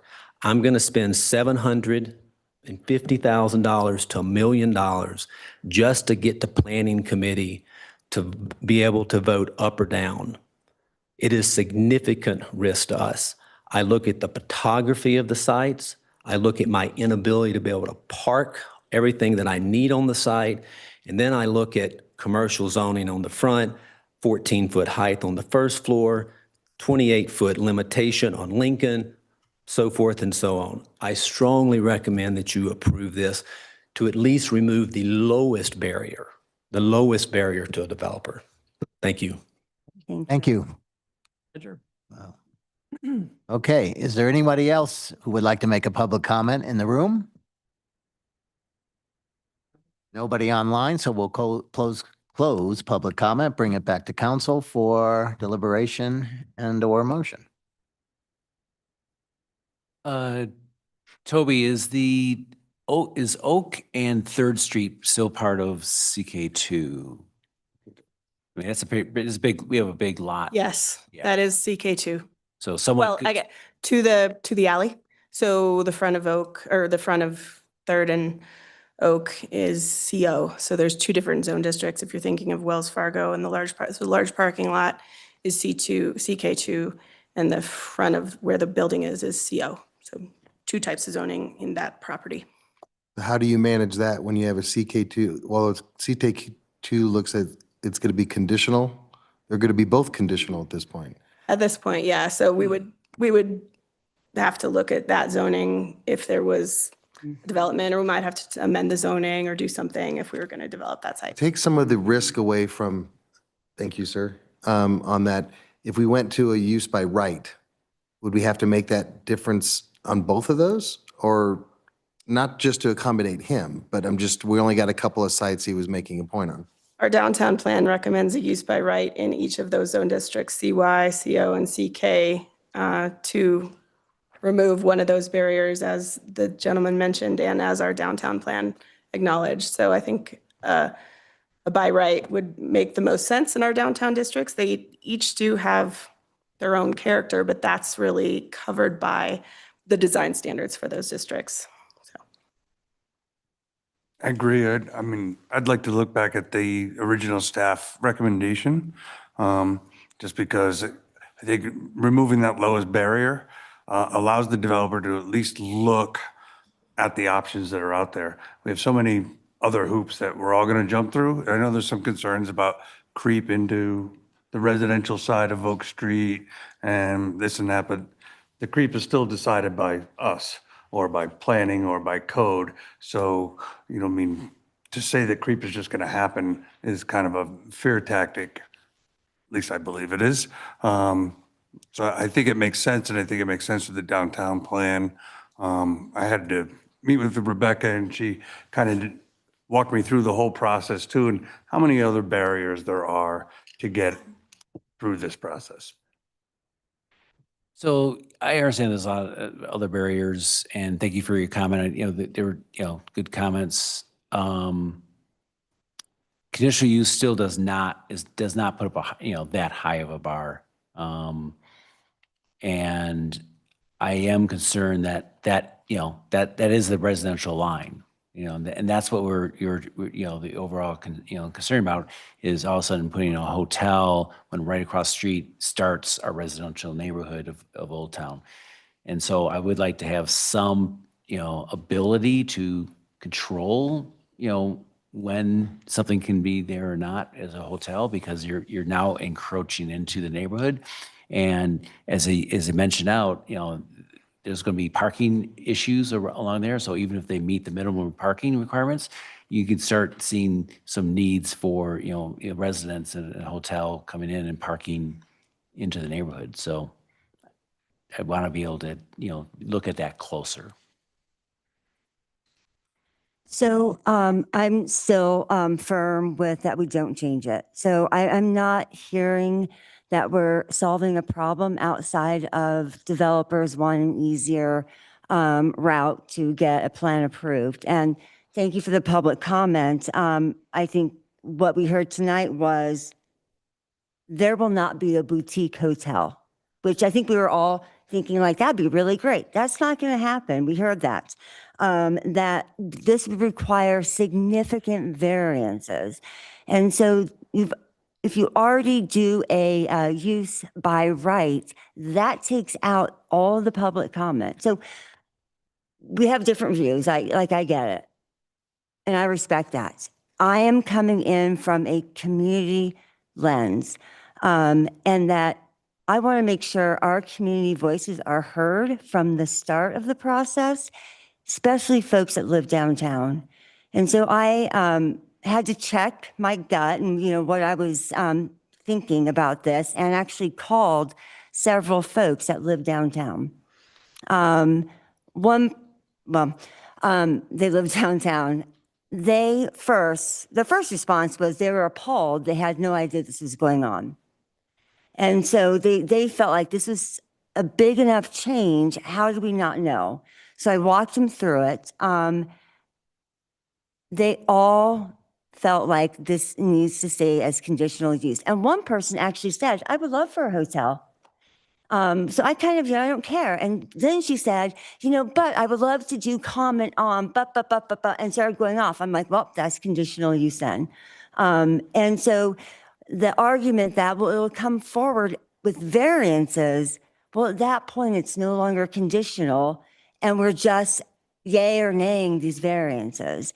The impact to the community, they need to weigh in. And I will just end it by using a comment that one of the people that I spoke with said, no, I can't find it, but really, the community character. And she felt like the community of voice is being eliminated in this process, and that's about individual voices, AKA developers. And so I really want to bring that community voice. We're not changing anything. We can already develop hotels. And so I'm just really advocating that we leave it as is, so our community has that process to weigh in from the beginning. All right, thank you. Any other discussion? I mean, I would just underscore Councillor Dixon's comments from the perspective of continuing to allow the community to know about these and to be able to have a voice. Few votes I stew on. This was one that really has bothered me. We were reminded during our goal setting meeting that as counselors and leaders of the community, we need to be thinking in the future and where things are going. And I want to point you to the Wells Fargo building. That will get sold and it will get redeveloped. And we are making a decision now that will make it even harder to have a hotel there. And we would end up likely with more high-end condos. And that is truly a mistake. Like I mentioned before, we have the environment, whatever you want to call it, green stuff. Like people come in and like don't need to drive their cars. They can park, walk to where they're going, spend money in town, get on the bus, go to the resort, come back, and they're here, they're spending money. Like otherwise, it is the exact same use as Toby had mentioned. It just would be Airbnb or VRBO, and they would be more empty, huge condos that would just have Airbnb people in them. So I personally just think it is a mistake, and we are reacting by saying, okay, it's okay on Yampa because we've missed 2 opportunities, but then we'll be looking back at it in the future and say, wow, that's a really missed opportunity at that Wells Fargo site. So I just want to point out, like, we need to be looking in the future. And the last thing I will say is it is not true that the community will not have a voice. Toby said that. She said that this is one component, that there still will be a development review, there will be a process, and there is public notice. When something is going in, that yellow sign goes in, all the neighbors within 100 feet or something are given notice of what is going on, and the community has the ability to weigh in. It is not true that a hotel would pop up overnight and no one would know. So I just want to highlight like what the public comment was saying. This is a tiny, tiny barrier, and I really seriously think this is a mistake. And 2 things I've heard, right? I mean, if we're concerned about limiting STRs and VRBOs and Airbnb, I mean, this is not the solution. The solution is let's stop and say this is no longer a green zone, and right? I mean, if we're worried about the continued proliferation of short-term rentals, which is what we're seeing, along Yampa and in those areas, then let's address that head on. And then the second thing Can I is just respond to that real quick, and then you can do your second thing. Give me let me talk about the second thing. Once we get into the variances, then there's the restrictions, right? I mean, in terms of you're very limited in terms of what you can approve or deny based upon the criteria set forth in the variance. So to address, I am not talking about limiting STRs, none of that. What I'm saying is that these would turn into large condos that are just empty. Like they just sit there. They're not used. They're not actively used as much as a hotel. That is my point. I'm not saying we're trying to limit STRs. I don't understand what the second point is of there would be variances. Yeah, there always are variances and it would come through to us. So I don't get what that point was about. So actually, it wasn't a hotel, but it was 2 weeks ago today, this council overturned the townhome development. It wasn't a hotel, but it was a townhome development on 4th Street. And that the only thing that came before this council was conditional use. Everything else went through. And so that was a case where we approved something. The other pieces were not, it came for that particular one, it was a modification. That for that particular one, it came down to conditional use of. Wait, this is more, you're skewing things. They had come to us before and that had variances in it. That was a change from what we did. So that is factually not true. Why don't we stick to this particular situation? Brian, I got to Just say. point out it is fear mongering that is being made. Yeah, no, I These agree. are not true facts. Like these are spins. Okay. This is one of those times where I actually agree with you, Brian. And I really do. And I think that you made a good point. Prior to the public comment, you stated the risk of having a developer come in and spending Mr. Gregory said that it would cost, $750 to $1 million just to get it to a conditional review. And I think to me, that's that bottom line. We're saying we're taking one of the risks away, a low-level risk, but we still get public comment for everything that Toby was saying. And with all due respect, counselors, our staff really wants this to happen. They, at least they said it, that's what the use is that we have is a use by right for hotels in this place. So I'm having a hard time knowing that we have public comment, we have opportunities, we know we have development view. It's not a conditional use, but it's going to be a big hotel in that. And I'm really encouraged, Brian, that you say having a hotel downtown is needed for the sustainability for people walking around and doing that. So I don't know what's going to happen with that property. I don't know if there's another property, maybe the Western Lodge or something else, but that's on Lincoln. So, I mean, I don't see the harm in going back to a use by right to take away the risk for someone who's going to spend $1 million just to get it to a review. It's not going back to a use by right. It's actually changing from conditional to a use by rights is what, to be clear. Is that accurate? Yes, that's Okay. accurate. So Thank you. what we're saying then is with all the variances that would come forward, we potentially could have a Hilton Garden Inn. Right in the middle. Downtown. Isn't that cool? Yeah, Right how- downtown. It would be How great psyched would our community be? to have housing and sales tax coming in from downtown. Someone said to me, I'd rather we do a property tax than you all not Got my allowing interest. public comment for a conditional. Okay, let's get back on track here. Are there any I additive? think there's a additive fiscal comments? component too to the decision, which is going to bring in more tax revenue for the city. And, whether you have 22 high-end, condos there, or you have a hotel. I mean, obviously the hotel is going to bring in a lot more, fiscal money for the city. And I think that's a big consideration as well. And I think there's triple, quadruple jeopardy for somebody coming in to try to do a development like this.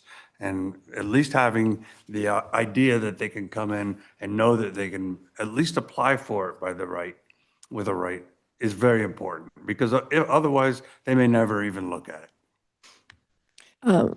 What's the height limit? And so again, right, we could have a Holiday Inn Express plopped on the Wells Fargo, or let's move it over to, one of the blocks on Oak Street. I think the height limit is 38 feet. I think it's 32 feet on NCO, and then it could be 42 feet for industrial and institutional use, and I think 38 feet if you have residential, but it's different for CY and CO and CK. I can find that information for you though. What's the height of the building behind Natural Grocers? That one, I'm not quite sure, but that's part of a PUD. I think it's quite a bit taller than what our CO or CY standards, which are close to it, would allow. I think it's maybe about 55 feet or 60, I think. So, but that's part of a PUD. Okay, but Single back, families are 32, I think. Well, I think on CO, Well, CO on Lincoln, I think that's 32. I've been working in CY and I think that's 38. CK, I think is closer to 32, but I could look that up. We got a property on Yampa Street that was going to be a hotel, but turned into 4 luxury condos because of the height restriction right next to the meat and seafood. So, and that, the impact on revenue is a lot. But I would like to entertain some motion here. Would anybody like to make a motion? yeah, I move to approve the motion that as amended by the last council meeting. So item 12, you move to approve. Keeping, not changing the zoning. I second. Okay, we have a motion by Councilor Gary, a second by Councilor Dixon. Any other discussion? All those in favor say aye. Aye. Opposed? Nay. Opposed? Okay, looks like the motion passes 4-3 with Councilor Swintek, Barnes, and Pacino voting nay. Next. Okay, we're going to item I, Commission Reports, Park and Recreation Commission Meeting Report. Did everybody get a chance to read over those minutes and all the good news that was in those minutes? Yeah, it was great. Quite a lot. Any questions or comments? Only, again, just a big shout out to the Hallison Hill crew and everything that has been done over there, specifically, with the lack of snow and the fact that they've done a great job in terms of doing what they can with the Nordic trails. And it was great to see a big pile of snow there today. and getting ready for Winter Carnival. So thank you. Other comments? I think it's really good that they, working with the Botanical Park and the soccer fields, great job facilitating that. That's great. Yep, yep. Lots of good news, Angela. Thank you. Okay. You know what? Actually, sorry. The one question I did have, I think I might have asked this because it came up, the West Steamboat Trail update. And the fact that I thought we were fully funded. Yeah, there was a thing in the chamber, I think you were referencing. Right. I don't know, John, if you're able to address that, but there was I think in their weekly update or whatever, there was something about the chamber and asking for public comment on that. Do you know what that was referencing? I don't know what that's referencing. My sense is that's an outdated post. Matt Phillips will answer your email though and set the record straight, but we are fully funded. Okay. All right. Well, and that's what it seems to say, right, in terms of this discussion point, but that's what I wasn't clear on. Okay. Thank you. Okay. All right. Item J, City Attorney's Report. Anything, Dan? I do not have a report tonight. Okay. Item K, Old Business. We have minutes from 3 meetings, 15A, B, and C. Are there any revisions or changes on any of those minutes? From those. To approve agenda 15A, B, and C. Second. Okay, we have a motion from Counselor Pacino, second by Counselor Barnes. Any further discussion?